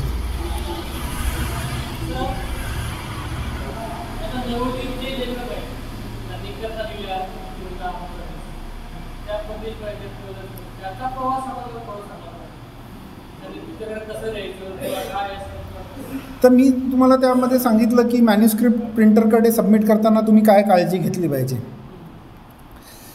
टाईप्ड असेल मजकूर तर पटकन डिसिजन घेता येतो. आता ह्या स्कीममध्ये जर पुस्तकं करायची असतील किंवा आम्ही आता नवोदित लेखकाकडनं टाईप करूनच मागतो. टाईप केलेलं नसेल तर टाईप करून पाठवा. काही लेखक म्हणतात की नाही बाबा मला घरातनं बाहेर पडता येत नाही, तू टाईप करून घे, मी जे काही पैसे द्यायचे देतो, तर मी ते करतो. पण माझा असा अनुभव आहे की मी टाईप करतो तर ती जबाबदारी मी नाही घेऊ शकत, कारण टायपिस्ट हा फार चुका करतो. चांगले टायपिस्ट नाही करत, पण मग काय होतं की ती चुकांची जबाबदारी मला घ्यावी लागते. ते माझ्यासाठी, माझ्या टीमसाठी नॉन प्रोडक्टिव्ह काम आहे. तर टायपिंग करून घ्यावं लेखकांनी, ते टायपिंग मूळ लेखनाबरोबर तपासून घ्यावं. हां, ते व्यवस्थित करावं, त्याची चांगली बांधणी करावी, स्पायरल केली तर चांगली. अजून त्याची सॉफ्ट फाईल, प्रिंट कॉपीची काही गरज नसते आजकाल, सॉफ्ट फाईल पाठवावी, वर्ड फाईल. आता सगळे युनिकोडमध्ये करतात, श्रीलिपी वगैरे जे काही फॉन्ट आहेत त्याच्यामध्ये करू नये. आता गुगल इनपुट वगैरे ह्याच्यामुळे, गुगल डॉक्समुळे देवनागरी लिपी खूप सोप्यारीते प्रोड्यूस करता येते, टाईप करता येते. आता text to speech to text, text to speech हे सगळं तंत्रज्ञान आलं आहे. आमच्याकडे जर चांगल्या अक्षरात रायटिंगमधलं जर मॅन्युस्क्रिप्ट असेल तर मी OCR वापरून ते युनिकोडमध्ये कन्वर्ट करतो. 100 पानांचं पुस्तक करायला 15 मिनटं लागतात. तर तंत्रज्ञानाचा वापर लेखकांना पण करता येतो. नवीन जनरेशनच्या लेखकांना तो जास्त अवगत असतो. पण टाईप करून मजकूर पाठवावा, मग त्याचं प्रपोजल आमच्याकडनं लेखकांना जातं की हे पुस्तक कसं आहे. जर इनिशियल रिव्ह्यूमध्ये असं आम्हाला वाटलं की ह्याला विक्री मूल्य खूप आहे, तर मग ते सिनियर एडिटरकडे, अजून माझ्याकडे बिझनेस पॉईंट ऑफ व्ह्यूनी रिव्ह्यूला येतं. आम्ही फिजिबिलिटी चेक करतो, कंटेंट फिजिबिलिटी, मार्केटिंग फिजिबिलिटी आणि मग फायनान्स फिजिबिलिटी. मग मार्केटिंग फिजिबिलिटीमध्ये काय बघतो की हा वाचक वर्ग किती आहे. कविता असेल तर डायरेक्टली आम्ही ते एनीवन कॅन पब्लिशच्या अंडर करतो. लेखक पैसे खर्च करतो आणि आम्ही कवितांचं पुस्तक करतो. आम्ही कुठलंही कवितेचं पुस्तक आमच्या जबाबदारीवर नाही करत, कारण कवितेचं मार्केट छोटं आहे, त्याची कमर्शियल व्हायबिलिटी कमी आहे. तेवढी एनर्जी मी म्हणजे कवितेचं जर 300 पुस्तकं जाणार असतील, तेवढी एनर्जी मग जर मी तेवढीच एनर्जी 3000 पुस्तकं जी विकली जाणार आहे त्याच्या निर्मितीमध्ये लागते. मग तो ठरवण्याचा हक्क आमच्याकडे असतो. मग आम्ही तो बघून ठरवतो, मग लेखकाला प्रस्ताव देतो. मग लेखकाला ॲग्रीएबल असेल तर मग पुढे जातो. असा प्रवास सुरू होतो. मग संपादनच्या स्टेपवर काही लेखक लिहितच जातात, मग 400-500 पानं होतात. पण जेव्हा आपण खर्च सांगतो तेव्हा तो खूप, मग आमचे संपादक त्यांना मदत काय करतात. आत्ताच आम्ही एक 500 पानांचं पुस्तक कापून संपादित करून 356 पानावर पब्लिश केलं. तर हे जे 160 पानांचा जो बेनिफिट आहे, 140 पानांचा, तो लेखकालाच मिळाला. तर मग संपादन त्याच्यावर काम करतात, लेखकाला कॉन्फिडन्समध्ये घेतात की हे संपादित होतं आहे, हे ॲक्सेप्टेबल आहे, हे नाही आहे, हे शब्दप्रयोग बरोबर आहे, हे बरोबर नाही आहे. ह्याचं सगळं लेखकाबरोबर चर्चा झाल्यावर फायनल कॉपी तयार होते, एडिटेड, आणि ती मग डिझाईन होते. डिझाईनच्या टप्प्यावर लेखकाला दाखवलं जातं की हे असं डिझाईन आहे, कवर डिझाईन आहे. मग त्याच्यामध्ये काही लेखकाला बदल सुचवायचे असतात, ते बदल करून पुस्तक पब्लिशिंगला रेडी होतं. हा असा प्रवास आहे. लेखक आणि प्रकाशक थोडे त्या पुस्तकाच्या संदर्भात जर काही वैचारिक मतभेद झाले तर ते पहिल्याच प्रूफमध्ये होणं गरजेचं आहे. आता मी जसं म्हटलं की कोणीही ह्या स्कीममधनं पुस्तक पब्लिश करू शकतं. मर्यादा फक्त एकच आहे की तुम्ही कोणाची मानहानी करत नाही आहे, कोणाला दुखवत नाही आहे, कॉपीराईटचं उल्लंघन करत नाही आहे, तुम्ही अश्लील काही छापत नाही आहे, तर मग बाकीचं सगळं सकाळलं मान्य आहे. प्रॉब्लेम काय आहे की तुम्ही तुमच्या वाचकांसाठी लिहिताय. त्या वाचकांकडे मी माझा जर चष्मा लावून बघितला किंवा माझ्या संपादकांच्या चष्म्यातून बघितलं तर ते म्हणतील की हे काही नवीन नाही आहे, ते म्हणतील की हे काही नवीन मांडणी नाही आहे, हा विषय ऑलरेडी झालेला आहे. पण मग मी म्हणतो की त्या लेखकाने त्याच्या शब्दामध्ये त्या विषयाची मांडणी केली आहे. ज्या शब्दांमध्ये तुम्हाला तो विषय समजला, मे बी अशी 10 लोकं आहेत ज्यांना त्या शब्दांमध्ये ते समजणार नाही, ह्या शब्दांमध्ये समजेल, तर त्यांना समजून द्या. असं आहे. म्हणजे तत्त्वज्ञान किंवा स्पिरिच्युअलिझम, अध्यात्म, ह्याच्या उंची वेगवेगळ्या आहेत. बरोबर. आता जो कोण अध्यात्माच्या त्या उंचीवर असेल त्याला वेगळं तत्त्वज्ञान लागेल ना. पण अध्यात्माची सुरुवातच ज्यांनी केली नाही त्याला त्या लेवलचं तत्त्वज्ञान सांगून उपयोग काय. म्हणून प्रत्येक पायरीवर आपल्याला वाचक आहे आणि प्रत्येक पायरीवर लेखक आहे. आणि ह्या स्कीमचा तोच हेतू आहे की तो मतभेद करणं. म्हणजे प्रकाशकाकडे गेलं तर प्रकाशक बोलतं की हे छापणे योग्य नाही आहे. कारण त्याच्याकडे जो वाचकांचा ग्रुप असतो तो एका इंटेलेक्च्युअलचा असतो. पण त्या इंटेलेक्च्युअल लेवलच्या खाली पण वाचक आहेत ना, ज्यांना ते तत्त्वज्ञान नाही समजत. फिलॉसॉफीचे पण टप्पे आहेत ना. असं मग ती फिलॉसॉफी सोपी करून सांगणं किंवा त्या आता फॉर एक्झाम्पल मी आदिवासी लोकांसाठी पुस्तक करतो आहे, ते फार शिकलेले नाही आहेत, पण म्हणून त्यांनी पुस्तकं वाचू नये का. मग त्यांना काही जर तत्त्वज्ञान सांगायचं असेल तर मला त्यांच्या भाषेत ते आणणं गरजेचं आहे. दुसरं, त्याची उंची कमी असेल, एकदम बाळबोध असेल, पण त्यांना आहे ना असं. सगळ्या प्रकारचा वाचक वर्ग हो समाजात आहे. हो ते पुस्तक ॲक्सेप्ट करतो. म्हणजे अध्यात्माच्या लेवलवर तुम्ही जर बघितलं तर गाव पातळीवर गुरु असतात आणि इंटरनॅशनल गुरु पण असतात. कोणाला कोण भावतं ते त्याच्यावर आहे. मी पहिली आवृत्ती शब्दकोशाची सप्टेंबरला छापली, दुसरी 2013ला छापली. आधी 97ची आवृत्ती स्पेनमध्ये बोलवलेली पाठवली, नंतर कॅलिफोर्नियाला आणि फ्रान्सला बोलवली, त्यांना 2013ची आवृत्ती. आता 2023 चालू. मी माझ्या कॉम्प्युटर पेसिफिक करून माझ्याकडे त्या सेव्ह असतात आणि 2023 पर्यंत पुन्हा ती नवीन शब्दांची घडत. हो, पुढची आवृत्ती तयार. Very nice. हां, आता ती कॅलिफोर्नियामध्ये सगळ्या बोलीवरचं काम चालू आहे. हो. स्कोर नावाचा एक हो. प्रोजेक्ट आहे. हो. जगातल्या सगळ्या बोलीमध्ये काम करतो. आता AI सगळ्या जर हा प्रोजेक्ट पुन्हा पाठवायचा असेल, मी त्यांना माझ्याकडे PDF फाईल सुद्धा आहे, सॉफ्ट कॉपी आहे, पण मी त्यांना सॉफ्ट कॉपी दिली नाही. त्यांना हार्ड कॉपी दिली. ती 4-5 हजार खर्च आला तर त्यांनी ती घेतली. मग आता पुढे तर सॉफ्ट कॉपी द्यायची ते धोके काय काम करायचे, मग काय करावं पुढच्या 3च्या किंवा 5च्या सॉफ्ट कॉपी त्यांना द्यायची का PDF कॉपी का हार्ड कॉपी द्यायची.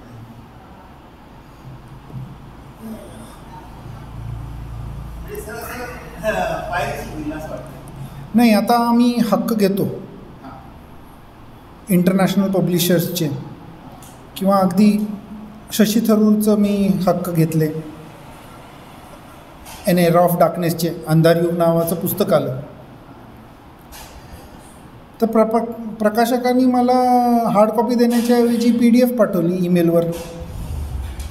आता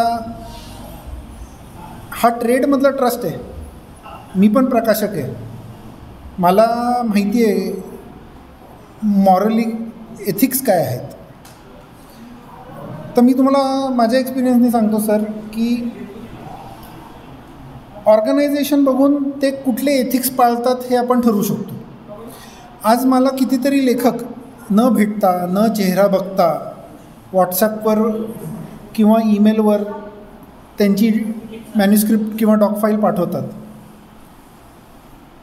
जर हे ऑफकोर्स सकाळचा विश्वास आहे, मी एक जबाबदारीच्या ऑर्गनायझेशनमध्ये आहे,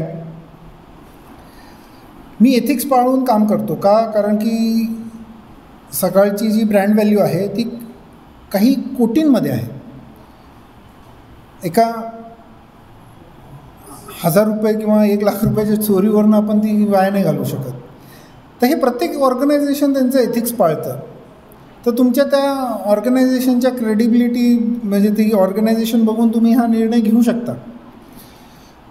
तुम्हाला त्यांना तुमचा रिसर्च उपलब्ध करून द्यायचा असेल, बरोबर, तर मग तुम्ही त्यांच्या सोयीसाठी सॉफ्ट फाईल पाठवली तरी काय बिघडणार नाही. कारण हार्ड कॉपी जरी तुम्ही आज पाठवली, ती सॉफ्ट फाईल करायला किती वेळ लागतो सर? 100 पानं करायला मला 15 मिनटं लागतात. म्हणजे प्रॉपर पुस्तक तयार करायला तशाच्या तसं. मग त्याला ते शेवटीला तुम्ही तसं काही प्रॉब्लेम येत नाही. मला आता इंटरनॅशनली प्रकाशक एक पुस्तक पाठवलं, त्या पुस्तकाची किंमत 1200 रुपये विकत घ्यायला गेलं तर. त्याची त्यांनी मला सॉफ्ट फाईल दिली. आता ती इंटरनॅशनल कंपनी होती किंवा पेंग्विनसारखी कंपनीबरोबर आम्ही जेव्हा करतो तेव्हा non disclosure agreement NDA sign करतो. मग त्याच्यामध्ये ह्या सगळ्या अटी असतात की तुम्ही करू नये. पण तरी जरी मला करायचं असेल तर मी माझ्या बायकोला पाठवू शकतो, ती तिच्या मैत्रिणीला पाठवू शकते. पण आपण तसं करत नाही, कारण की आपण बांधील असतो. तसं प्रत्येक चांगली संस्था बांधील असते, तसं करत नाही. म्हणजे आता तुम्ही ईबुक करता तर किंडल तुमची पुस्तकं पायरेट करतं का? म्हणजे ॲमेझॉन तुमची पुस्तकं पायरेट करतं का? नाही. त्यांचा हेतूच नाही आहे. त्यांनी पुस्तकं पायरेट केले तर ते त्यांच्या पायावर धोंडा पाडून घेतील.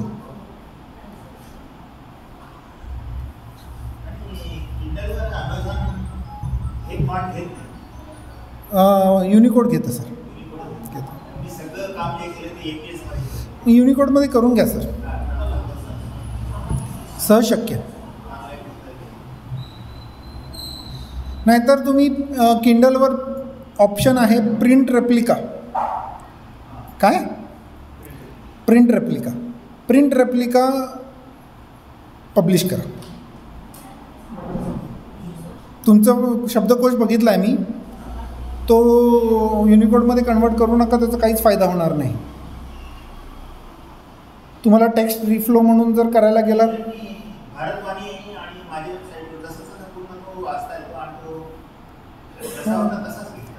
हां, मग तो प्रिंट रेप्लिका तसाच तो किंडलवर करता येतो. ठीक आहे. Thank you everyone. तुम्ही सर्व पेशंटली ऐकून घेतलं. थँक्स.